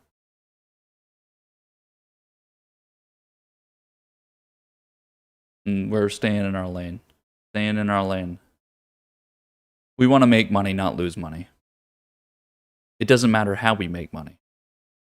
We don't need to make something else work, right? We don't need to make what's not working work. Which means, again, we're not going to make tech work. Or the other EVs or the ARC-related tickers that are down and getting beat to shit. If they start gaining momentum and they break out of consolidations and they consolidate, then yeah, we'll go trade them. Until then, we trade what makes us money. And if some of you are not making money from the fucking hundreds of tickers that I mentioned, the sectors that are working, the value side, and because you felt like you missed that, so you're going to go trade tech because you're like, well, yeah, I see that value is moving. I see your charts and value's moving. So now I'll just go catch the other side, right? Well, the other side will come, right? Get out. Just get out. What are you doing?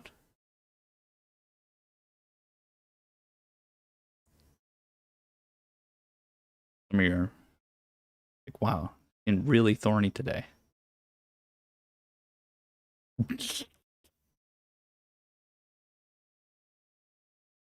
I'm trying to get us all on the same page.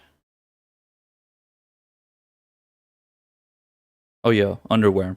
Great fundamentals in the men's underwear side of things with Hanes. Bibbs says, yeah, we know. Bibbs, that's because you keep saying dumb shit. So obviously you're going to get called out for it.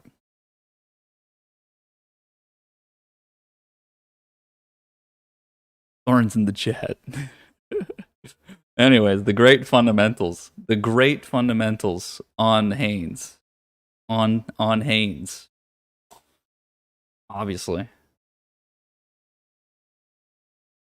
Be interested to see how much they dick around with GME today. Again, we know there's a lot of volume not going to tech that's going to some of the other retail favorites. So it'll be interesting to see how much this gets squeezed again. It's not a there is no short squeeze, and it was barely a short squeeze before. There was a short squeeze back in here. It was back in here when this first started.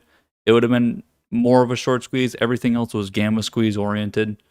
It's important to understand that. And now it's all gamma here as well, right? And we see it across the market. Really important to remember that this is all, who does that look like? That's all institutions. All institutions. What are they starting to hedge for? March monthlies. March monthlies in 2 weeks. Absolutely. So, how much does this go? Again, it just depends on how many options are above here. How many are being bought right now? Probably a fucking ass load.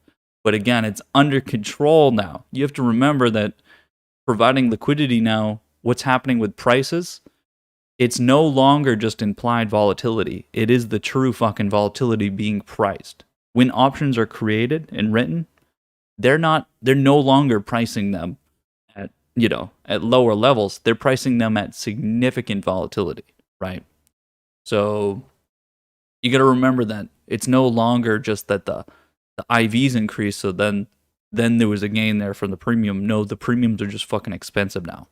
And so you don't have to hedge as much because of the way, again, things are being priced. So we'll see how, again, how much this gets squeezed. And this is also a very important part of understanding what exactly is going on in the market nowadays, because again, everything is options related. So we'll see as soon as you think about what increasing price does, is GME's options, now that prices have increased, is it elastic or inelastic?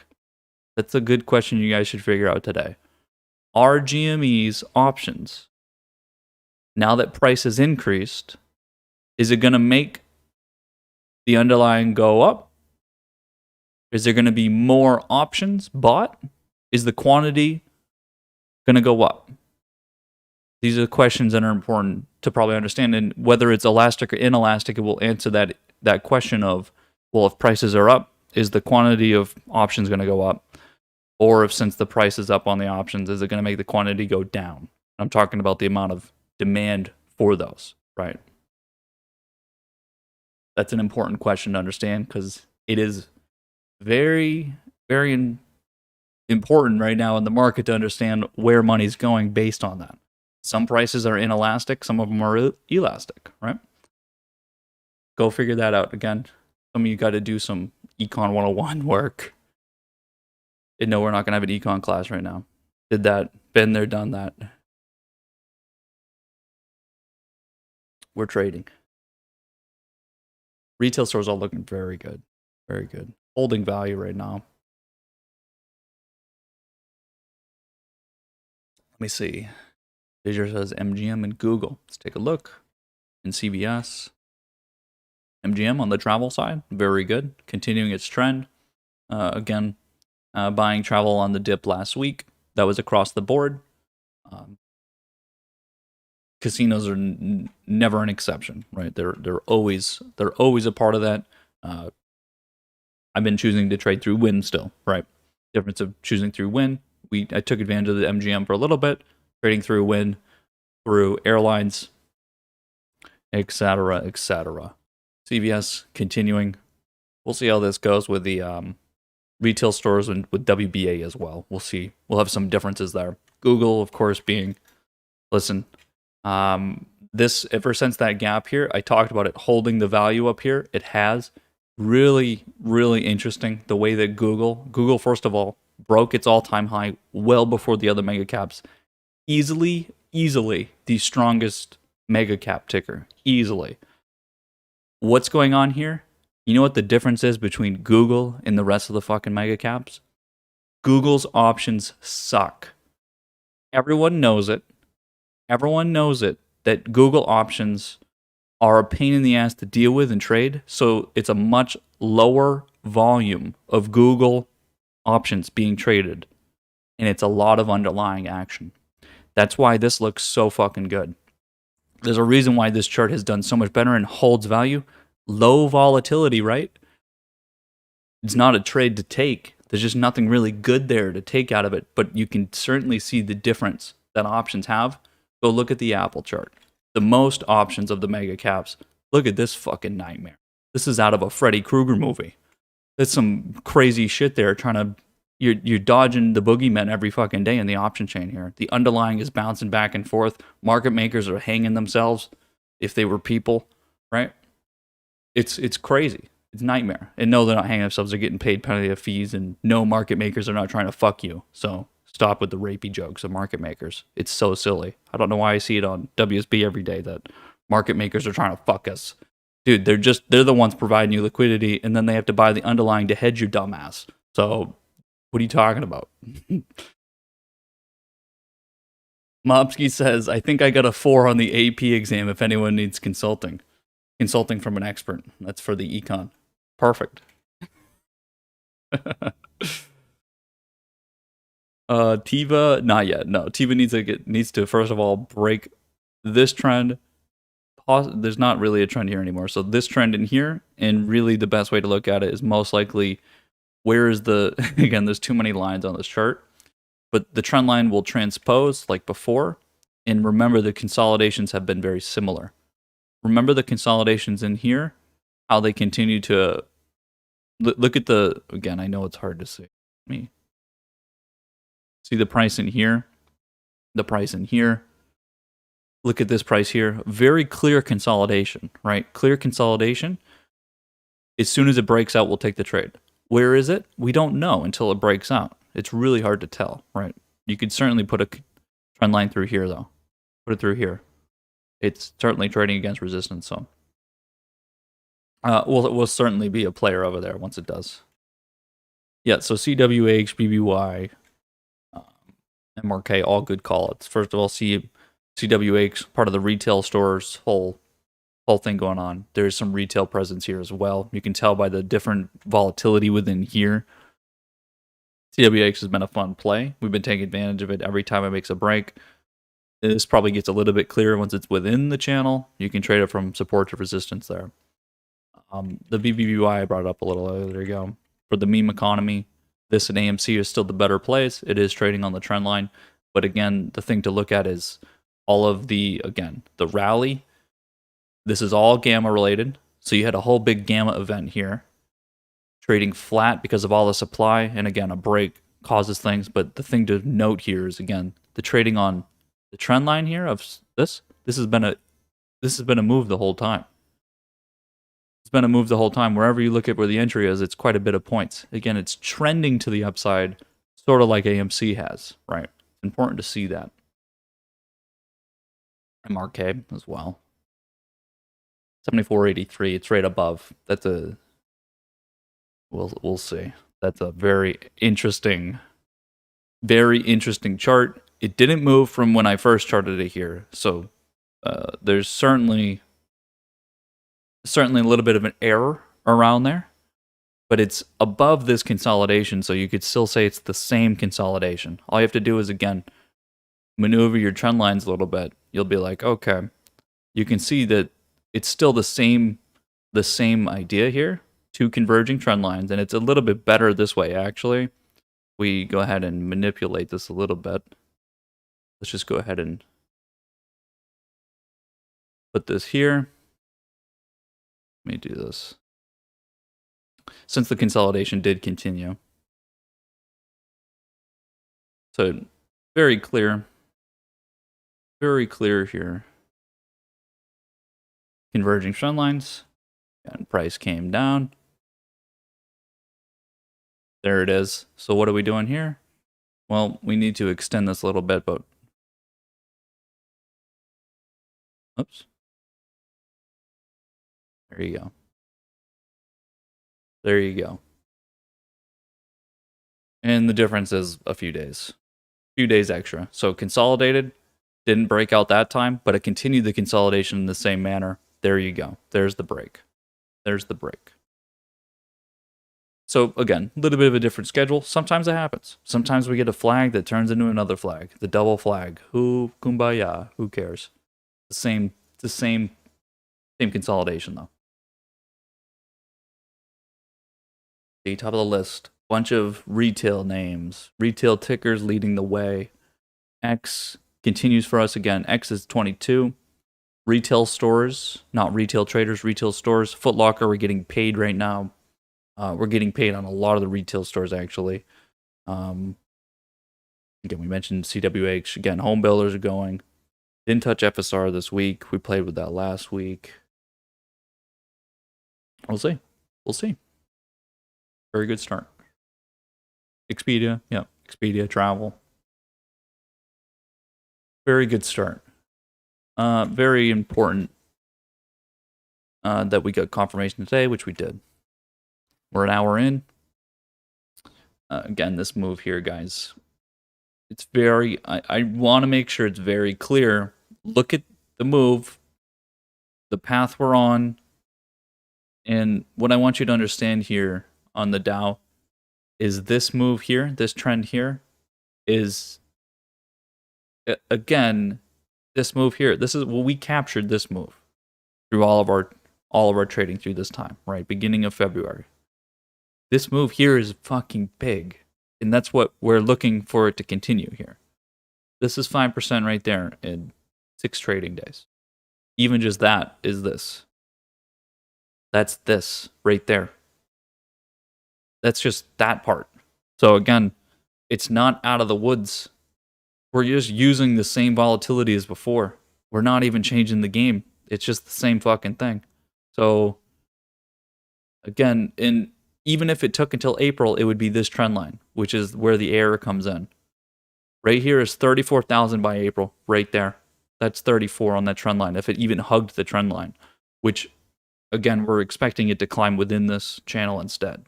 So there's a couple scenarios where still you reach that idea. Why does that matter? Because, again, you want to make fucking money, you got to have a plan. You have to have a plan. You can't just make up shit every day and go spread everything and sit on it. It's not going to work. You gotta have some fucking clue of where prices are going and make something out of it. So that's the plan.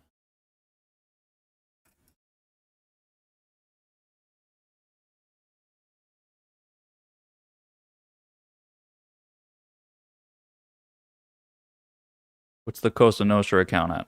Oh, the Cosa Nostra account's doing pretty good. Good job, guys.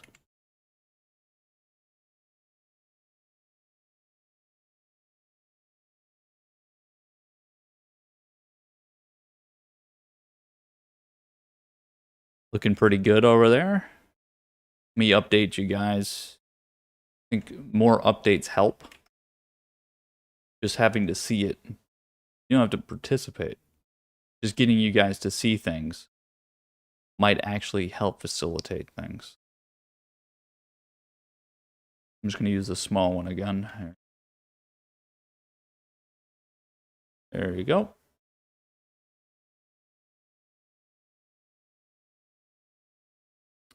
So here is the Cosa Nostra account at 1040. I'm going to keep using pictures here. There you go. Cosa Nostra account is now up $3,300. You guys are now up overall 4.4 thousand.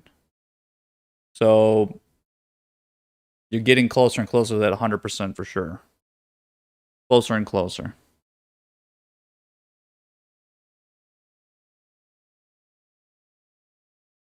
Good job.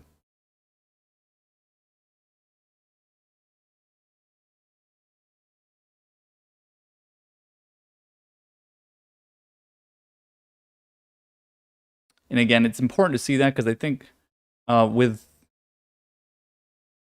mean, based on the profit section, sometimes you guys are involved in trades that we talk about, but a lot of times it doesn't seem like it. So I think it's important to be able to see. I'm going to try to do it a little bit more where, again, I don't share my own fucking account for plenty of reasons. But when we show it in this at least joint account here and showing the entries there and really the simplistic nature of it, I think it helps facilitate some discussion because some of you will post that you made $200, someone posted they made $1,000, and that was it for the week. And then you can see this one trade from Friday is now up over $4,000 from a $5,000 trade, by the way, and plus your $1,200, right? So it only took a few $1,000s to make a few thousand, like, again, to double the money, right? To double the money, it took one fucking day. And it doesn't take very much money. That's the most important part to realize. It does not take very much money to go make some serious fucking money. For some of you, over $4,000 in one fucking day would be insane to some of you. That's what you make, and some of you make that in a month. Some of you make that in a month for your normie job, right? Not to call you normie, but just like for a normal job. $4,000 in one fucking day. That was only from $5,000. And so some of you still, I think the way you're trading is it's like you're holding yourself back. And I know a lot of you have more than $5,000 in your fucking account. And again, all you have to do is hit the button. I didn't even do anything. Didn't even do anything. I didn't even pick the greatest of things there, right? Made it really simple. Marches across the board. That was it. On just some tickers we were looking at that moment. And I think a lot of you, again, you just need to see what's possible and you just don't know. That money is almost doubled now in one day. That's what we're talking about. If you can't do that, then again, you just got to get to the point where you can just make fucking trades. Just make the trades and you'll get there. You'll get there. So, I mean, again, I didn't do anything. I just randomly put the fucking trades in there with my own strategy. Again, with more money, you're being a little bit less, you're not going that sort of simplistic and silly, just going all marches or something across the board. But again, the point still stands that, again, I think some of you you're just not doing anything. Like, I don't mean to, on some of you, but some of you just don't do anything. You're just fucking hanging out. Like, some of you consistently put gains on, and obviously I'm not talking to you, so don't cry. I appreciate you, and we celebrate your trades. And that's why we keep looking at profit section, and those of you that lose, you usually learn something. But you shouldn't be hurting yourself, right? Don't be hurting yourself with money. That's for sure. But anyway, it is important, I think, to understand it. Because again, it's hard to get a gauge. We're watching the Dow go through the trend line right now, it looks like. I do want to make some points here. I think it is, I talk about it a lot, where you need to understand the possibilities, right? And a lot of the learning and the experience is understanding what's possible. And so knowing what's possible, you can remove a lot of those bad scenarios that stop you from doing things, which is like unlimited risk, the market's going to crash. You remove some of the ridiculous ideas that the price is going to move, the SPY is going to double. These are things you don't need to think about. Maybe you don't think about these things, but there may be calculations you go through. So you start to realize what's possible. And as you start to narrow this, things become a little bit more understandable. And so also understanding what you can gain with a certain amount of money is important. So if you can see, if I make a trade here on Friday, I can almost double that money. And also, that's actually a lot of money. Like, for a lot of you, that's a lot of money. And so again, then understanding, okay, well, I have 25,000. So if I put 25,000 in this, that's going to be what? Another 25,000? You start to see some of these, and then again, those of you with 100,000, you go, well, okay, obviously I'm not going to be able to make the same trade. I'm going to have to spread that over multiple tickers, but maybe that's 50,000, 75,000. So then again, some of you are like, well, fuck, man, I've got a $250,000 account and I only made $1,000 last week. That's probably because you didn't make a fucking trade. If you couldn't make the same fucking trade that I did with 5,000 there, and you have a $250,000 account, then that means you've got no cojones and you're just not placing a trade. Because there's people in this chat that have $25,000 accounts. They're putting all that money in all the time and making money. And that's, again, where if you have money, you need to be using it. Otherwise, you're not compounding anything. You're literally not using any of the money, so it doesn't matter if you have more money. So we even have some people in chat that like to talk about how much money they have. You're probably making less money than people that make half as much as you do. Maybe 10 times as less as you do. Because you're just not using the money. So who cares then? You're putting money in God knows what. Who cares? Nobody does. Again, there's there's got to be some fine line between how much money, how much risk you're putting on, the ability just to make a trade. A lot of times will beat just not making a trade, right? So I'll try to be a little bit. I've been doing a little bit more with options, talking about the options a little bit more. We're going to keep doing that because I think it does facilitate some of your, at least, fucking the learning curve. DBX we talked about on Friday, taking the trendline break. We've been talking about this trade for like 2 weeks. You're getting confirmation now of the trend line, of the move. I would expect this move to be a little bit bigger than this. This is a little slow here. Certainly getting held by something. Again, the move from Friday should signal a larger move, something like this candle here I talk about. There are possibilities that this trend line here is being... Let me show you. Let me just copy this one. This trend line in here, there is a bit of, again, supply. As you continue to look at some of these trends, that's quite a bit of, there's different trends. Again, you could draw a million fucking trend lines, sure. So we try to keep it towards the support and resistance, but you're certainly working through supply as you go through here, I would say. But I would expect a big move from some DBX still, at least that 25 mark, I would say, is still likely. Save on the trend line here as well. JGR points out, again, we're all over these plays. You got to just be a part of the plays. Again, you buy on these dips. We bought on the dip. Is that scary to you? I don't know. You wait a few. You could just wait for it to go up 1% and then take the trade. Yeah, you're not going to gain as much, but again, you got to take those trades when they're there for sure. Can you take it now? Yeah, take it above the trend line. Take it above the level. I don't know. All the rules. JDR mentions WHKS. I'm not going to take a look at that. WKHS. Let's see. BBY going through the trend line. You can see that continues. Again, that is going to get squeezed out of its mind. But, okay, first of all, again, I talked about last week. We have the most options volume ever for March monthlies. March monthlies that expire in 2 weeks have the most options out there ever. So you're going to get a squeeze everywhere. Everything is going to get squeezed. Meme economy, the meme stocks, they're going to get squeezed. The market is going to get squeezed. Why did we go long when everyone else was going fucking selling their life and their liver and kidneys? We were going long and buying them.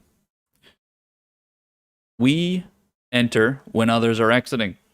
We make money when the rest are fucking yelling and screaming and dying. The best time to pick up scrap is during the middle of a war.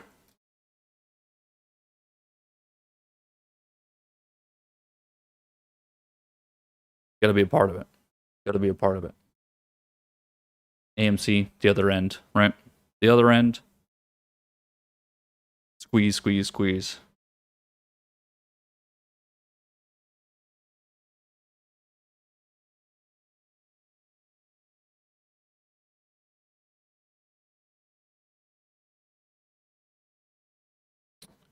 Ecto and Brian are saying TOS just spammed my alerts with never-ending podcast alerts. Sounds great. Sounds great.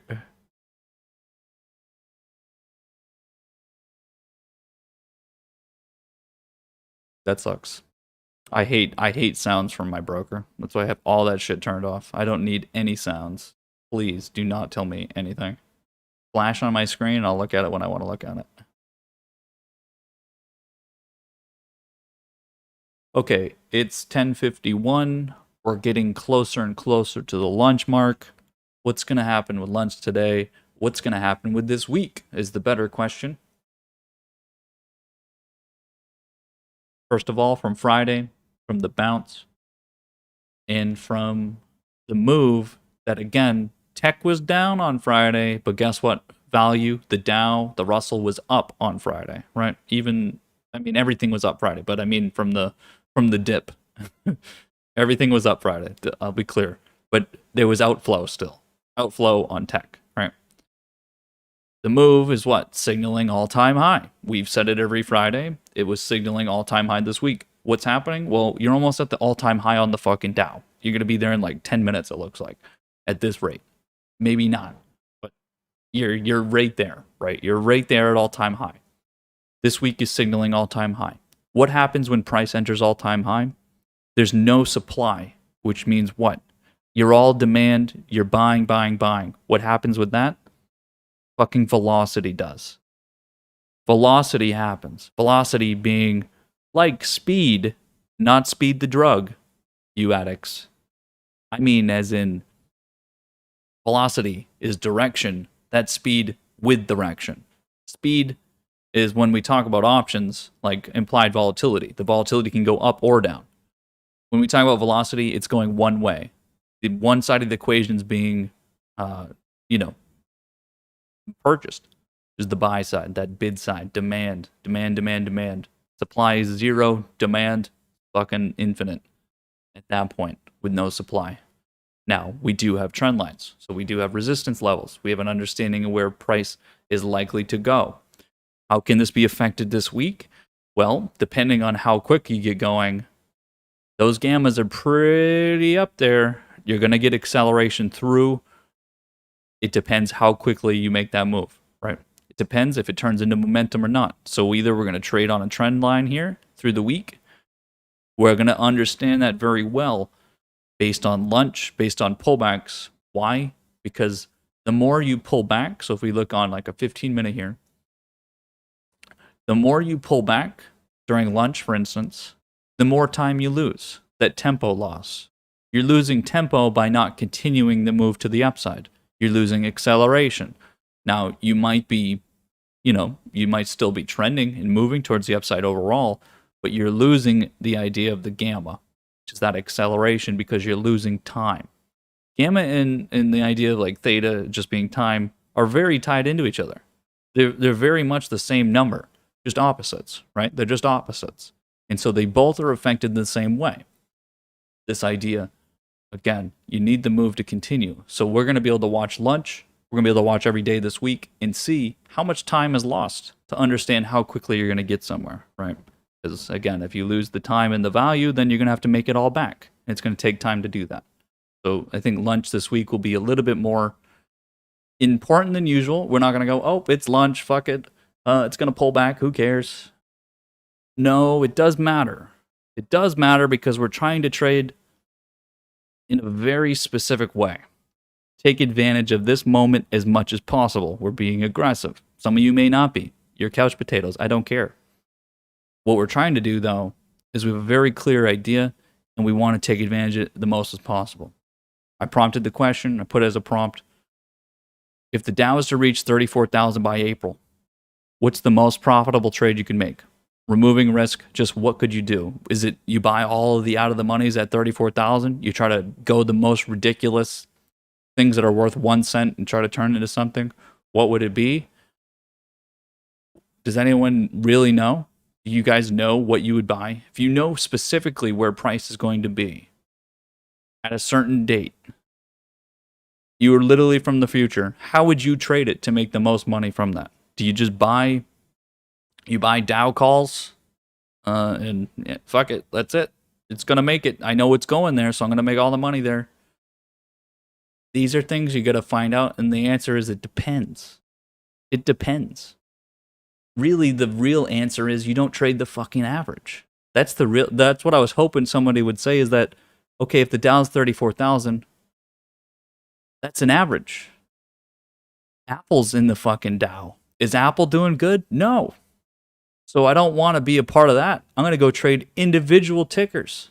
That's what you do. You go take advantage of the symbols themselves, those individual tickers, and go bet on those. Go bet on leverage tickers, whatever you need to do. It's not trading the average. That's for sure. You don't trade the average, you trade individual tickers. That was really the answer. And then it depends. SPY's still looking good. NASDAQ, meh, not very good, right? Not very good still. Small caps. Bada bing, bada boom. Continuing. A lot of volatility up here, but continuing. Looking very good, right? Looking very good. Again, small cap value being the outperformer of the year still. Dow possibly catching up.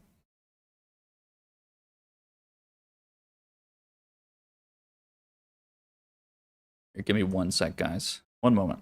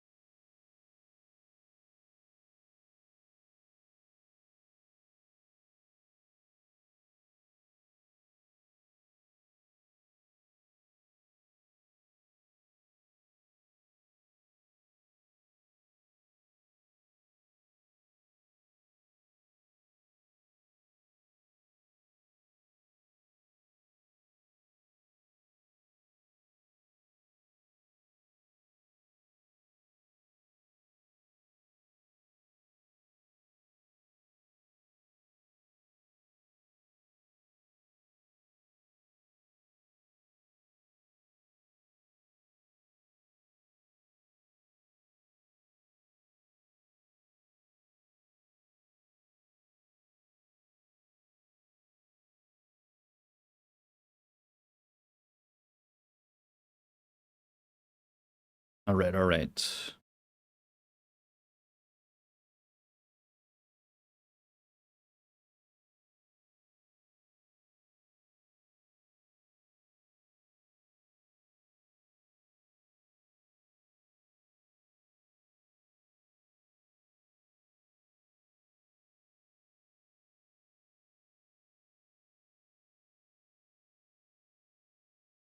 When we cashing out this Cosa Nostra position, take it, go on vacation with your money.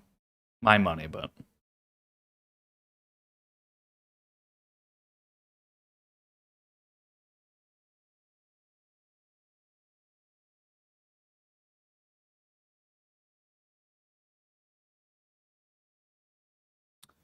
could keep going for sure.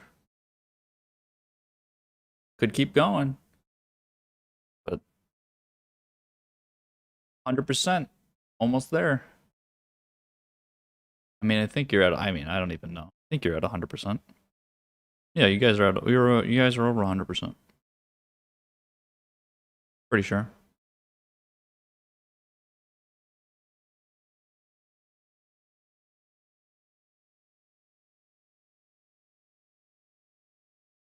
Play.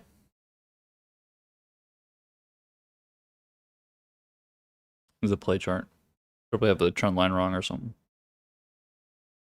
But yeah, it's been out. Been out.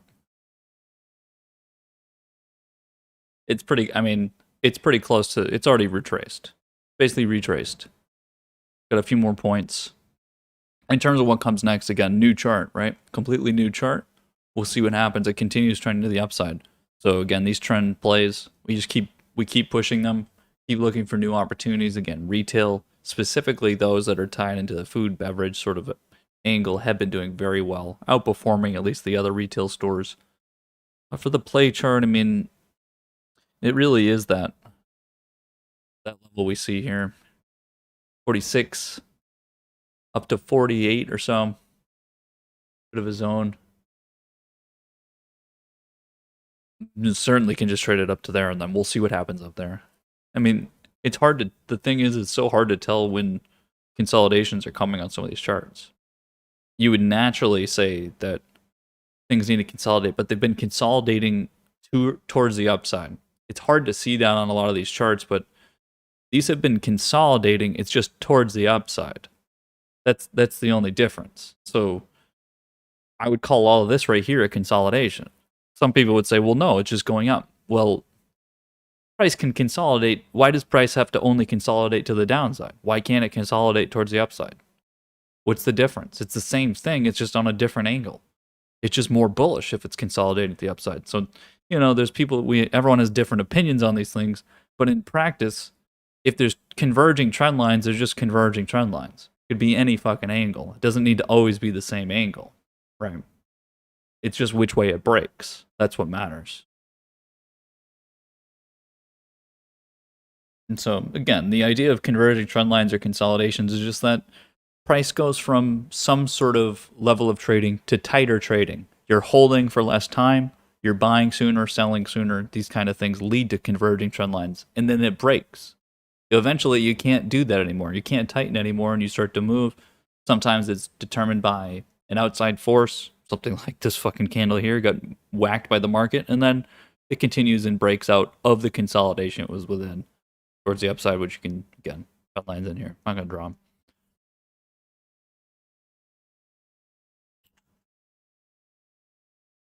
Okay. We're very much within this channel now. What does this lead to for lunch? Most likely continuing this move here. It's basically confirmed the trend line, right? It's confirmed the trend line. That would be the pullback idea. Traded on it, continued. Can still pull back and bounce on it. Could still break down through. We'll see, but it's certainly confirming our levels here, which is the most important part. Want to confirm our trading.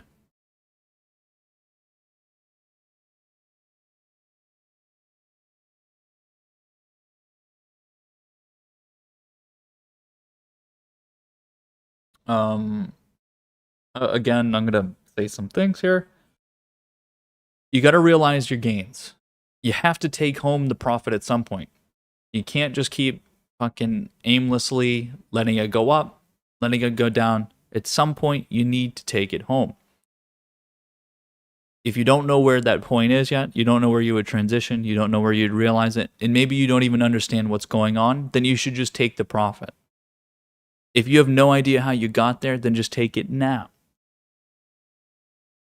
Unless you have a plan, just take the profit. If you're up, you bought shit on Friday because I told you to, and now you don't even know why you're up, then just take the profit now.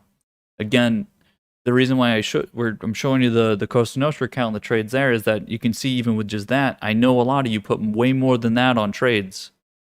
If you don't know how you got to where you are, and let's say you're up 20 grand right now, and again, if you're not, then that means you took different trades and that's fine.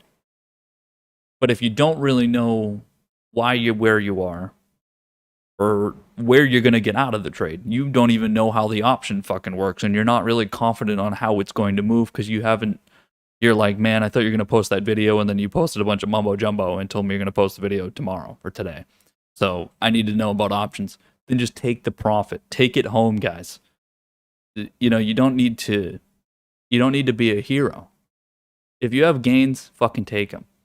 If you're confident that you're going to be able to have a plan and figure out how you're going to keep pushing a trade and you're going to make more and more, maybe even double that profit, then do it. You guys, you know who you are if you're going to be able to do something or not. So again, those of you that have a plan and know you can keep pushing something, then just run as far away from your computer, your phone as you can, and let those keep pushing, right? And maybe do that position on a position basis, right? Some positions require these type of moves. Some of them require you to keep pushing, right? But it is important to always you have to take something home. You have to. You can't just keep risking all your profit all the time. Doesn't make sense. That's why we talk about, I have a strategy for Fridays where I'll make trades from Friday open, take profit by close, and it will cover all my risk over the weekend. Sort of like those trades that I had for you guys. I used a lot of trades like that on my own account, just larger sizing and with a little bit less volatility, right? And I took gains on that, and I feel good, right? You go home with a couple bags, and you're like, okay, now I can push things over the weekend, and I don't have revenge trades. I don't need to revenge porn myself. I'm going to be okay. Like, I'm going to be good here to keep pushing, and that keeps things flowing, right? Keeps things flowing. Turning entry here on JWN. JWN, again, retail stores. Now, this was doing a lot better. You can see on the intraday here, bouncing back and forth here. Sine graph in its way to that 3730. Let's take a look on the daily. And the move from here. I can't remember when we talked about it. Did we talk about it Thursday? I think we talked about it Thursday on the bounce on the trend line, talking about, okay, we get this trend line from back in here. We traded it through here, traded it all the way through retail stores, been consolidating. You've got two converging trend lines here. Two converging trend lines. Certainly waiting for the supply to break up. And so we've got trend line coming in somewhere in here. It could be this trend line. Both is basically the same idea. You've got all the supply in here. It wants to break through. It's tried before. So you either have, come, there it is. You've got some sort of level through the upper 38s, which is, again, resistance above the zone, some sort of trend line.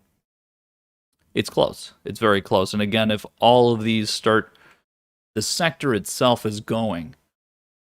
This chart got ahead. The JWN chart got ahead in terms of supply. Now it's been consolidating a little bit more broadly. It's still trending to the upside, though. So, yeah. As soon as that, again, two converging trend lines, it's getting tighter and tighter. It's very close. Very close. You could have taken, again, you could have taken it from here, on Friday. Could have taken it on the level break here today. You can take it on the supply break. You have to take profit if it doesn't make it through, though. Just like over here. You could have took this trade, take profit. Same idea, right? Follow your rules. If it breaks through here, though, then okay. Well, see ya. See you. Very good, though. Again, retail stores all looking very much the same.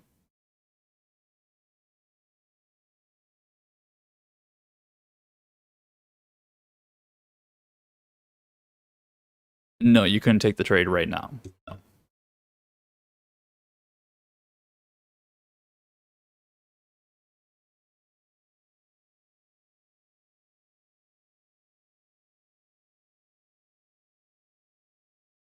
Boone says, I've been feeling that way about Discovery.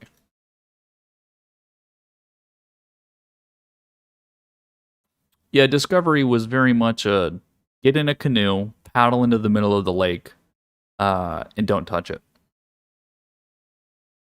At different points, you had to transition, but you could have put the transition orders in on the trend line. From what? From a year ago? Yeah, you could, because it interacted with the trend lines. You just take the consolidation. You just take the breakout trade every time, right? Now, we talked about the most recent entry being this trend line break here, which, again, is this consolidation. This consolidation here. Pennant, whatever you want to call it. It's not a pattern. It's just tightening, consolidating, breakout. What do you do here? Oh, is this the end? That might be the end. That's it. See ya. See red, and I see a lot of green and one red. You know what? I see about, how many is this? It's like 50, I don't know, 50, 60 green candles here. How many is that? Oh, it's Jesus, more than that. It's about 69 green candles.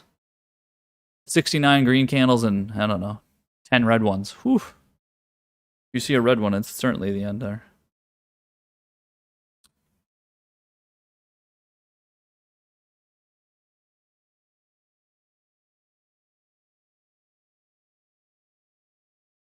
Vale has been consolidating way more than, much more than the others, like X.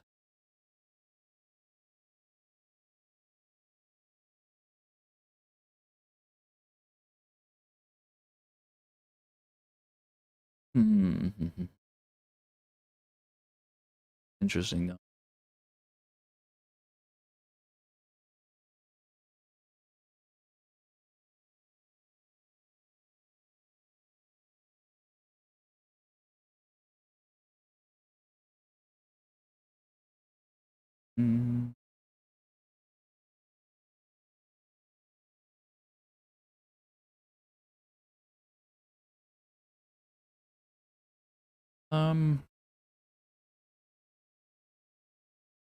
Boom, boom, boom, boom. Again, it hasn't broke out yet. I'm just looking at some levels. I mean, this shit's ridiculous. This is quite the. Let's see. Yeah, I mean, that's probably.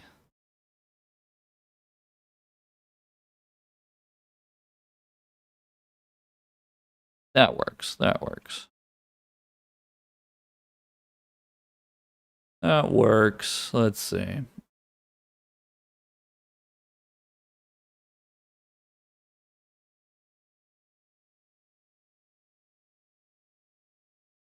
Would I ever do that?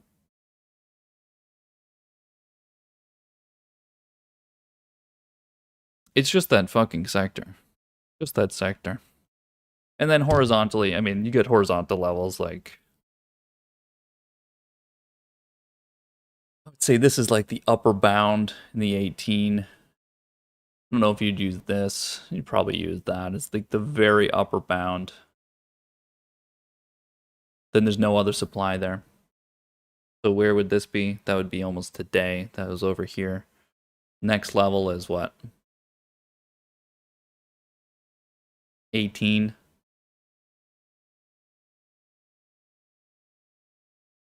You kind of already crossed this down here in the 17. Yeah, not really much else in there. Not very much else in there. Maybe the 18, 1810, 1809, 1808, something in here, but it's too much to fucking tell. And support wise, it's this the sector support. The whole sector's got all of this support down in here, like the X trade. All right.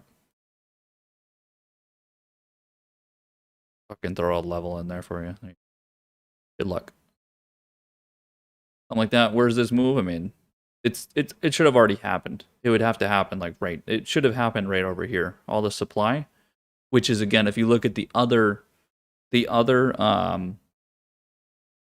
steel companies and everything tied into that whole sector and everything, they already made moves. This is like some serious tightening that it would have to go right now, or else it's just gonna be trading within this fucking level forever. Is the problem. Right. Interesting chart. A lot of connection, not much vol. It's got like that fake volatility in it, where it seems like there's wide spreads, but then it's not really getting anywhere, not really ever starting to move. It's hard to trade those. Hard to trade those. IWM came up to the trend line, sitting inside the channel. Everything looking good. Getting some lunch vibe already. Again, the big move, what happens? You get a big move and then start to fucking chill. Hanging out. Hanging out. Things start to pull back a little during lunch.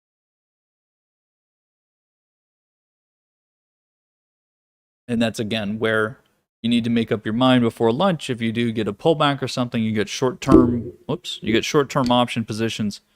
If you're going to end up just selling by close or something, then just take profit right now before lunch. Just do it. Just take it home right now. Take it home right now.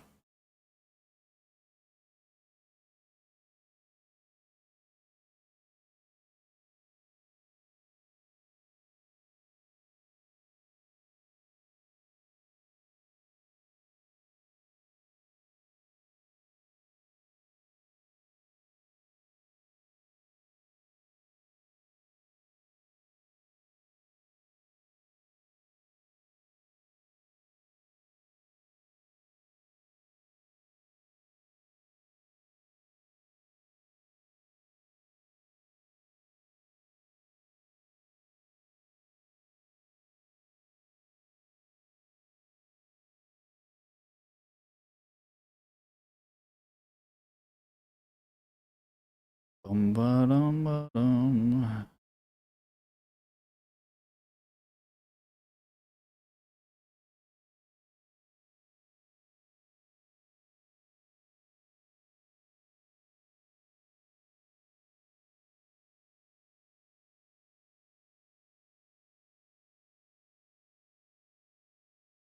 Got a couple things here, guys. Hold on.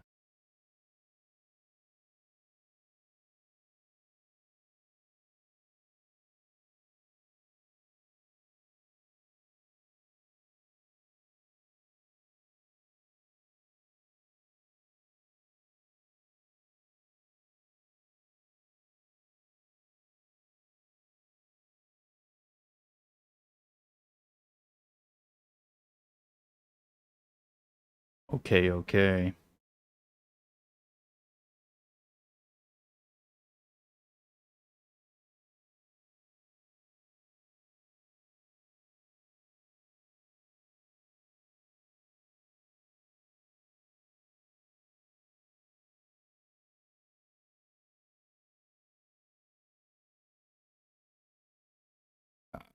Let's see. Still interested in this tech move. So much rotation. So much rotation.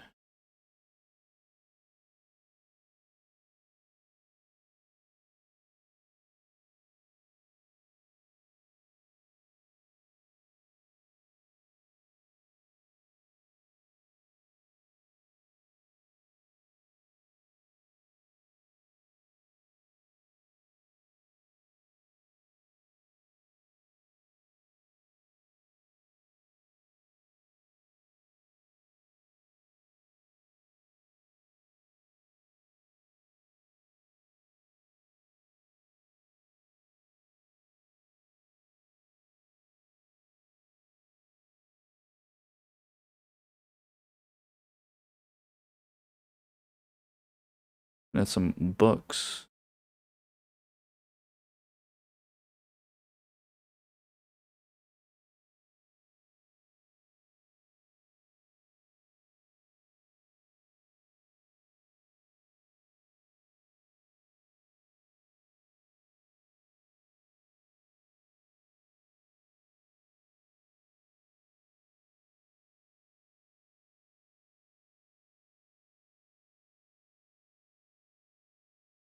Mm-hmm.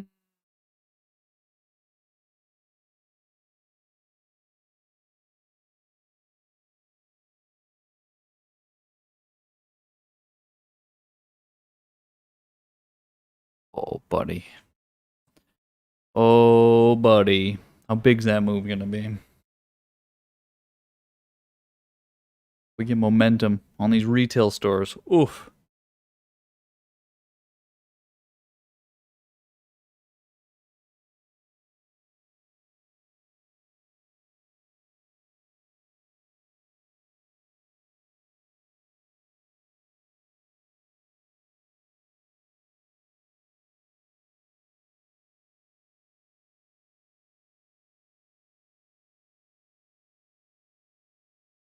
Just fucking happen.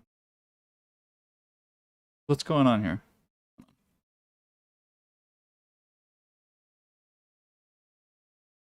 Uh-oh.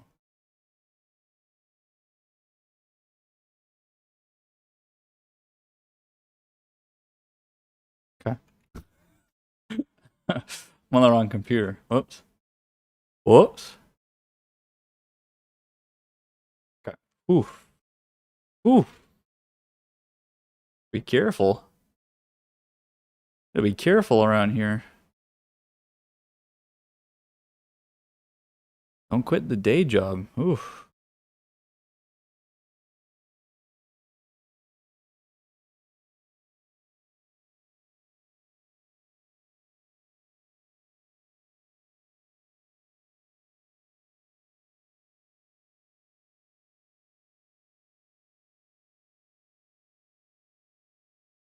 Take a look at some of the EV side.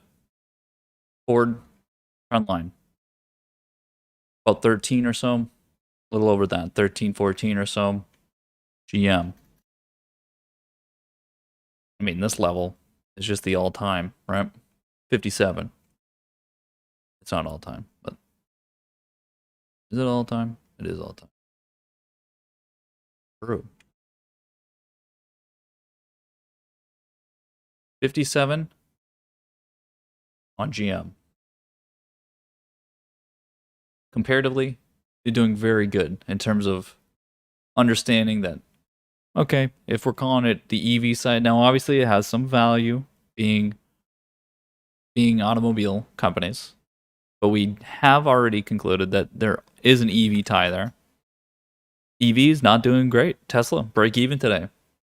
Break even today. Why? It's getting tied into arc flows, getting tied into arc flow in all of that side of things, right? So, makes sense. But Ford and GM doing great. Doing great. So, on the right side there, right? We're on the right side. You could say, well, these as a whole are doing well. No, these are getting tied down by others. We're trading the individual tickers that are doing well. Right?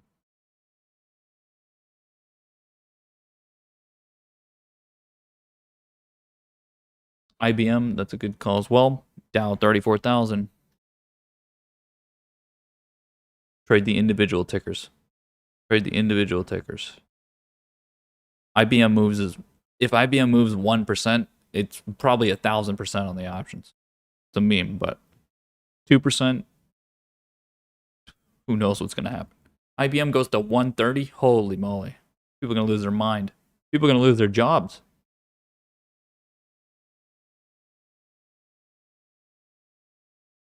Yep, certainly breaking. Certainly breaking. This would be a bullish candle.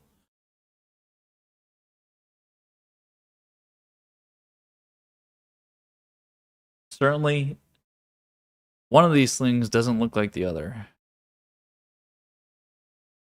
No level above 125. I mean, these are just sort of the main levels. You can see that price has moved a lot quicker between this 125.25 and the 130. So that's what you can draw fucking lines anywhere, right? You well, yeah, look at right here at 126. Let's see. You're at 126.41. I see some wick touches. Again, it's about where does price converge the most. IBM has a lot of fucking lines on it, but this is an open area. A little bit more open.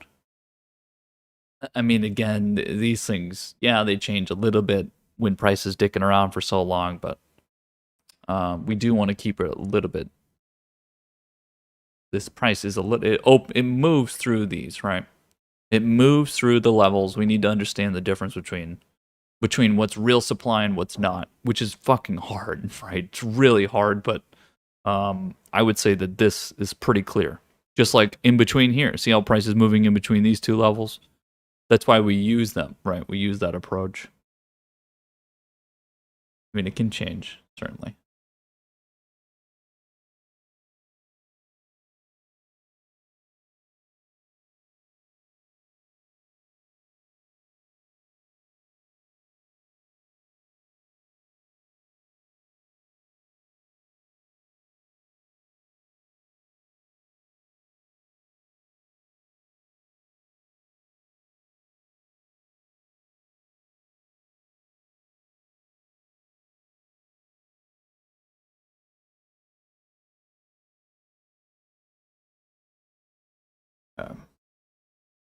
There she goes.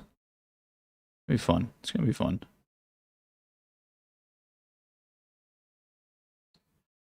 Down 34,000. Put me on the nightly news. And I mean the nightly news 34 play. Not the nightly news with God knows who.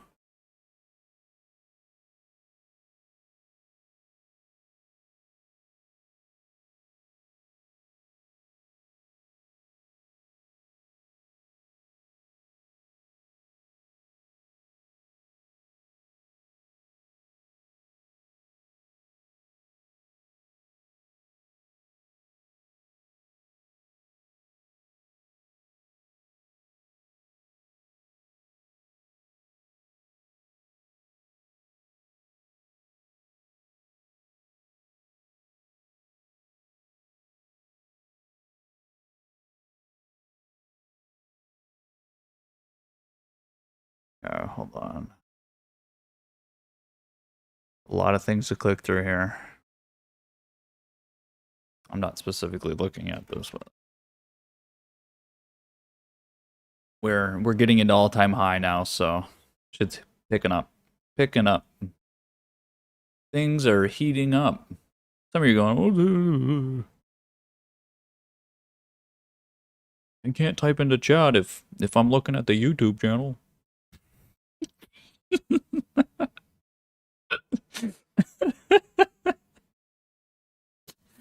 Fucking first world problems. I can't type into chat if I'm watching YouTube.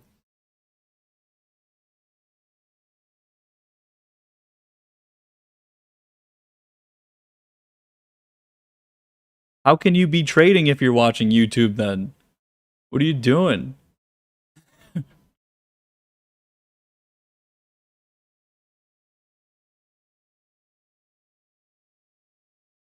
Alright, I don't know what's going on with these orders. What the fuck? Let me out. No one wants to buy my position or what?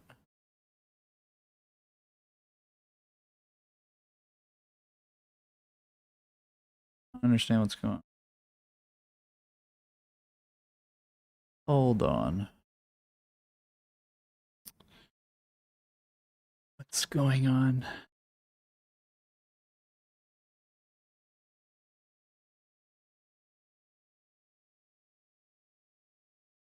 Oh, shit. Whatever.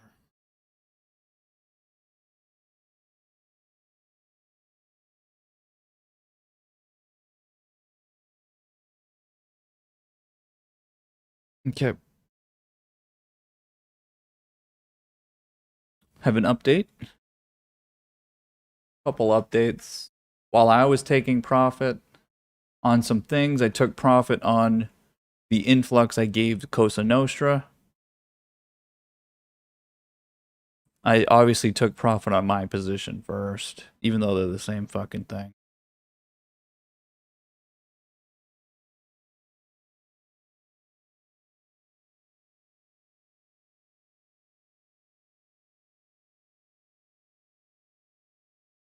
There you go. That's the update. Realized a little over 4,000. You guys can keep your IWM position, do what you want. I'll take the money and have fun with it. Okay.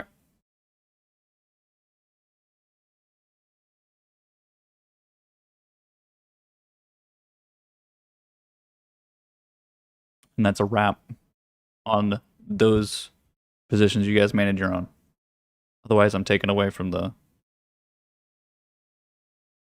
whole point of it.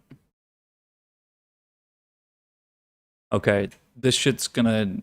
Since we got into all-time high, it does change lunch. Important to realize that changes lunch. We're in all-time high right now. Right now. So, those of you that are now like, hey man, just woke up. I just woke up. Is there anything I could buy right now? Is there anything I could do? What do you think? Okay. Well, where were you? What have you been doing? Where have you been? I'm at work, man. Okay. Well, then you're just at work. APY, no. Buy. IWM. The Qs. None of them have anything on this chart currently. It's not even close. It's not even close. Very important confirmation to see that rotation. That's momentum. Momentum. Brian mentions KFC. I guess he's hungry. Wants to get a bucket of chicken. Oh, excuse me. He said KHC. That was a joke. Kraft Heinz. Converging. Berkshire.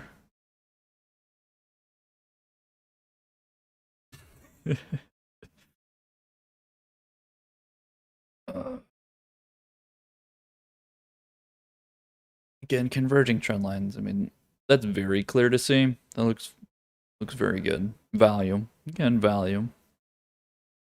If Warren Buffett's willing to buy it, then it's got to be value. Especially if he trades it.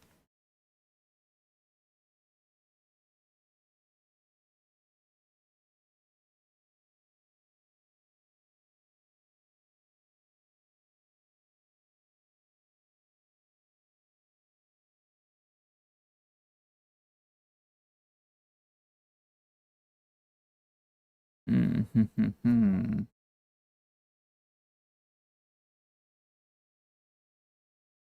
I'm thinking.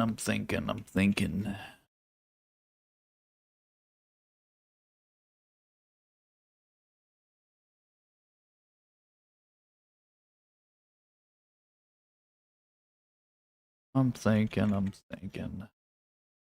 Dollar keeps going.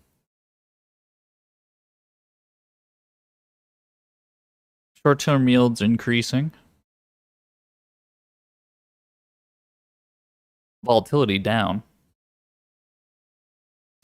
Seems like everyone knows what they're doing. Seems like everyone knows what they're doing.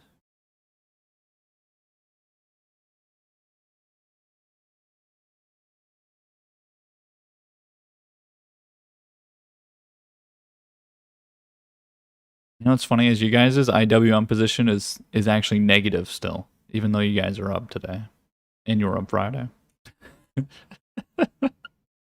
It keeps popping up on my screen. I gotta turn that fucking account alert thing off. Because I don't hold anything that's red. I hold nothing that's red. So sticking out.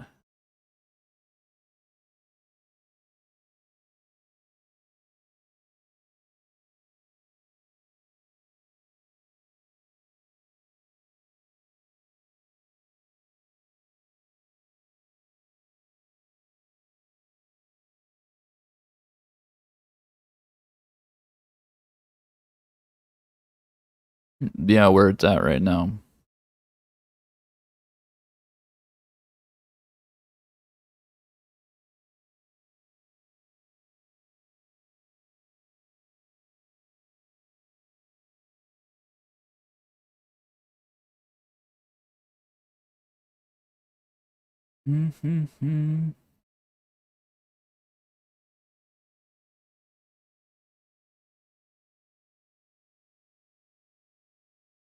Where it's at right now, and then it's got pretty open space.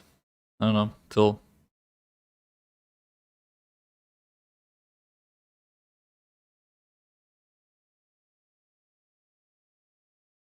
76. 76 at least. I mean, it's got trend line here, of course, but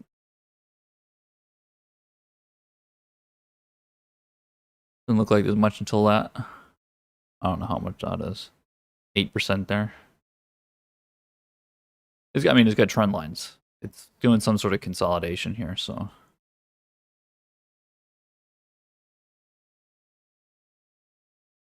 Converging. Pretty sharp. Pretty sharp. Looks like volatility was one thing, and then IV pumped up. Market affecting it. Trending though. Trending. Getting wedged into it. Pushed into it, I mean. Squeezed. Needs to make a move. Looks cute. Okay. Retail store's looking great. Looking great.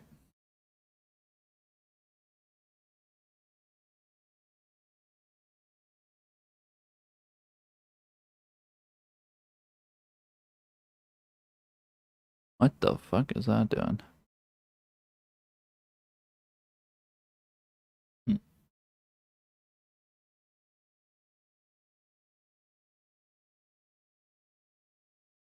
We'll see. You'll see.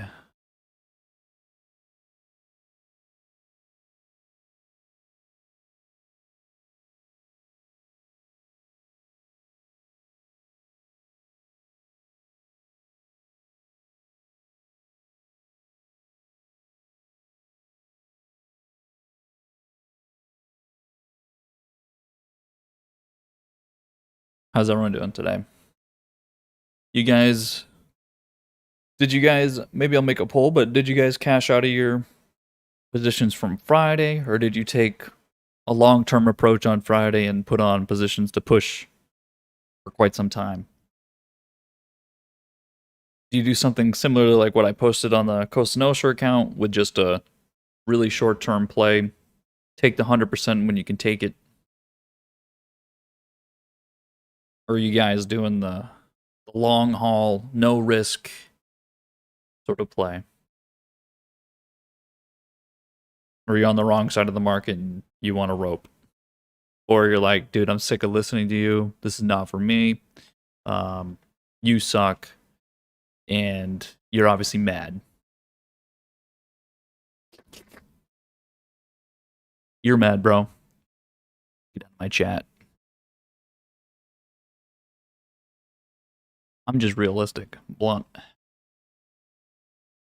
I'm having the time of my life. Just grinding. Can't get too excited. You guys know what it's like. When you do well, and you're happy, and then you suck.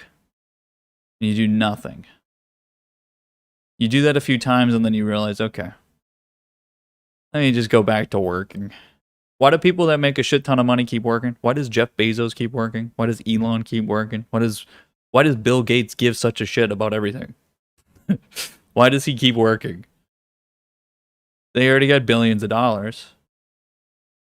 Same thing could be said about millions of dollars. You keep working for. We just greedy pieces of shit. Want to keep making money. Keep grinding. We like the grind. We like the work. What is it? Depends. It depends.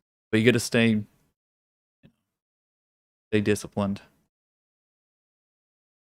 And I don't mean disciplined with losing. That's what that video is for you. You need to change. You need to try something new. You keep losing.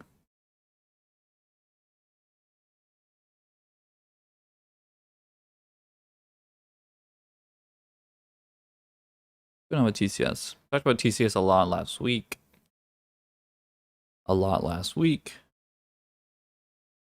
We're looking for the break. That's what we're looking for. All the supply in here. Look at that consolidation. Ooh, buddy. This wick over here, market related.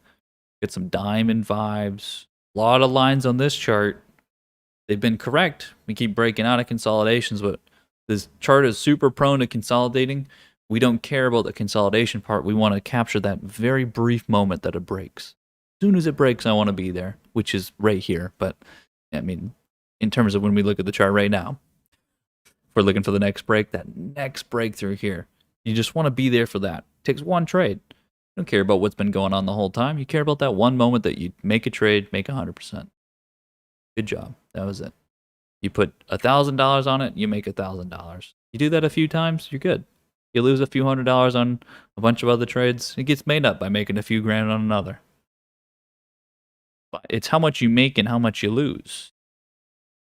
Not how many trades you make or anything like that. I mean, consistency obviously helps.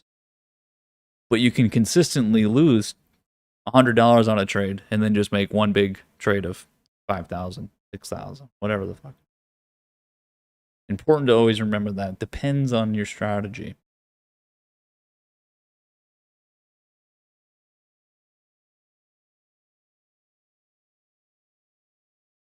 Which is why it's very hard to apply some rigid rules to everything. That's why I made some comments last night, because it's going to be very important that you don't apply some things I tell you to every fucking thing. I talk a lot about being abstract, creative, problem solving all the time, right? You can't just use the same thing over and over. It won't work. That makes you a pedant. That was the idea behind that, because it's very easy to be like, well, here's your rules, and I'm following the rules, and I lost my money. I traded this. No, common sense rules. Gotta have some common sense. It's like, you guys, somebody who posted that thing, I think it was you, Brian, that posted somebody posted the Elliott wave thing. Imagine just trading off of Elliott waves. And then being like, well, yeah, the Dow Jones is going to be at 17,000 in a few days. Like, just have some common sense. Just use some common sense. That's all it takes. Like, it's so insane. It's insane.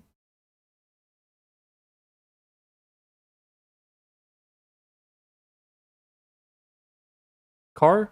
I mean, again, this sort of thing, a lot of the time it's just stuck in this. So you make a decision either to just take the trade every single time, or you just wait. You wait for the other break. So it's been sitting in this range for a while, right? Been sitting in the range for a while. You either take the trade and hold it, you enter and exit the trade a bunch. So these would be the different strategies, or you just wait for the break, which would be through the level. So if it breaks that, breaks the resistance, then you can take the trade. So those 3 strategies of either you buy it on some sort of, it would have been like on Friday you bought it. That would be one strategy. The other strategy is to enter, hold it. You know it's going to trade flat until it breaks. That might mean entering and exiting a few times. And the other is you just wait for it to actually break and then you take the trade as it's confirming the breakout. Hasn't really confirmed anything here. Just sort of within this range still. But once it does break, the reason I put the resistances in there is because once it does break, it does make the move, right? Makes the move.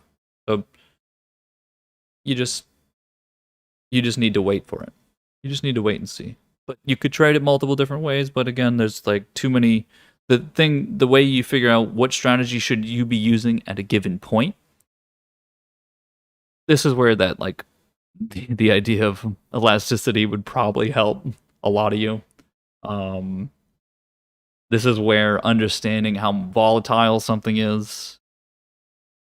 This is where the idea of maybe using spreads instead of just full on, just straight up simple calls might help in situations. But you have to have some sort of plan for all those things. So depending on the opportunity cost to do that, you might just do something else. If you can just go long and just buy straight up calls on something else that's doing very well, instead of having to go spread on something else to be able to hold a position, then you just go buy the fucking simple calls on something else. And that's where there's a big difference. And that's why it's so important when I do the options, go over options, really doing here are trading the charts. We're trading the charts. Yes, there are things about options and different strategies of trading options and different times to use those. But a lot of what we do here is based off of the charts themselves. These have nothing to do with the options. There's options that you can, option strategies, you can use straddles, you can use a lot of these different spreads that will protect you over a short term for the longer term. But none of those really target the idea of the charts that we look at here, which makes it difficult to teach something when I'm trying to teach this. I just want you to fucking buy some calls and just trade it the other way. So, you know, it depends. It fucking depends. It only will come with practice. Like, well, I guess it's time for me to figure out what a spread is, and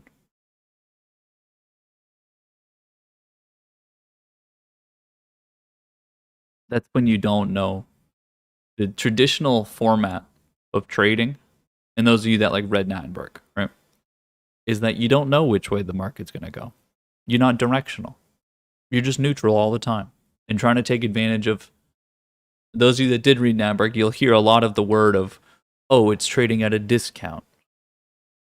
That value investing approach of, oh, these calls are actually, the options are actually using the Black-Scholes model. They're cheaper, right? They're cheaper.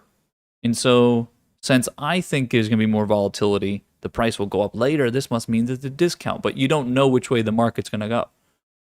That's not how we trade here. Fucking here, I'm only taking things if it's getting confirmation of my idea, which is if I post a chart and I think something's going to break out, then that's what better fucking happen because I'm directional trading that way. I'm putting it on that way or else I'm getting stopped out. So it's a very different style. So I'm going to be teaching very different than Nattenberg, where it's all about spreading and, well, you're trying to be delta neutral. Fuck that. The only thing neutral I'm going to do is if I'm putting the car in neutral to ride it off a fucking cliff because I lost all my money. I don't think so. Delta neutral, it's 2021. You can buy calls for 10 cents on Robinhood. So again, things have changed. Things are different now, for sure.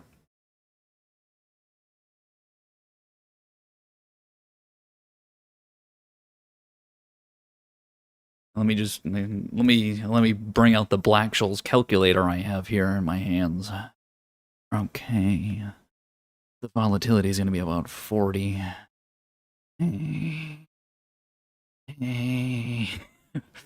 That gives me a theoretical value of 120. I don't think so. I draw some fucking lines on the chart. It better move that way. That's it. It's a different. It's very difficult. We'll see how it goes. We'll see how it goes.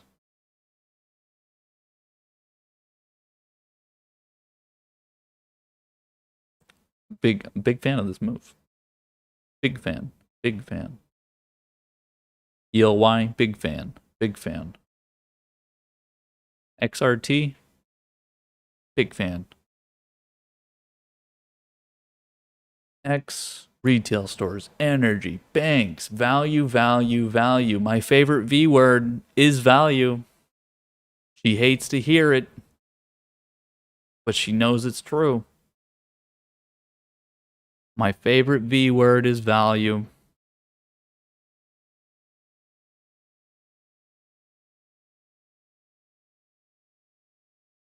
I'm not mad.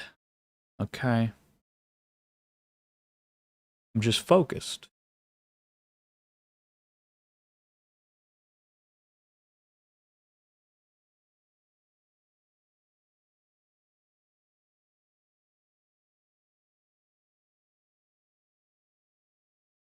Can you draw some more dumbass lines on your chart, you loser? Nah. What do I care about lines on chart? I do lines on my desk with my Robin Hood gains from GME. I'm a hog. Hogs unite. GME 32%. What do I need to trade for them lines for when I could just trade fucking GME calls, buy 205 out of the money calls that expire this week, make 500% right now? I'm in there. I'm in there since when? How many days ago? Quite a few days ago. Quite a few days ago.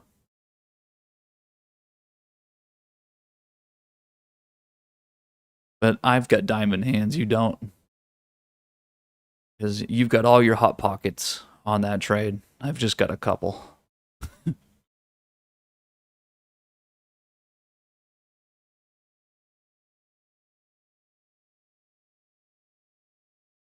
Unbelievable stuff.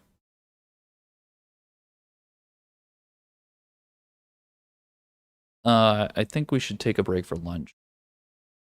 There's not much to look at here, and I have some other things to do right now. Let's see. There's not really anything. We're really on the right page, so I'm not going to overdo it with the discussion. We're on the right page. Confirmation. Again, it's a big difference, guys. You're on the right side of the market. You got to utilize what you got. I'm just a random guy, but random guy on the internet. But listen, it's been fucking a year now. Been a year. Providing the same information every day. At this point, use it or lose it. We'll see what happens for lunch. For close, usual time, come back at 3:45. Again, lunch could be all over the place, depending. Again, there's such a big difference between rotation between tech. Oops, I apparently ended the stream early. Hold on. What happened here? Growing pains. Anyway. Tech is rotating into value, and value is getting points, but it's specifically on the Dow right now. There's so many different things happening right now, right? Yields are increasing. Again, when volume gets low during lunch, shit is very strange because it's not accurate. Without average amount of volume, which is open and close, you lose accuracy. So again, you don't want to be making decisions based on lunch. We use it in terms of time, though. We use it in terms of time and acceleration. We're going to keep that in mind in our model. That we're sort of understanding of where we're going and when we're going to get there, right? It's not just which way is the market going, it's how quickly does it get there. That's the biggest question because we're trade options. Those of you that don't trade options, you just care which way the market's going. If you're trading options, you care about how quickly it gets there. Our idea of velocity, directional sort of speed, how quickly it's going to get there. Important. So we'll see how lunch goes. Again, beat yourself first. You need to beat yourself first. So those of you that knew that during a lunch pullback you'd end up taking profit, then do it at the beginning. Don't do it at the end. Get all the gains now. Don't lose them. Right? It's important to beat yourself first, and then you can improve on that as you get better and better. So again, think about where you are in a position and don't try to beat the market right now. Just try to beat yourself. Right? Drink some water. Do some jumping jacks. Get out of your chair. Fix your posture. Those of you that are leaning over. Those of you that apparently only have a mobile device, maybe you're at work or something. I don't know. Good luck at work or whatever you're doing. I'll see you guys at close. Great start to the week. Excited. Keep the energy up, and I'll see you then. Enjoy.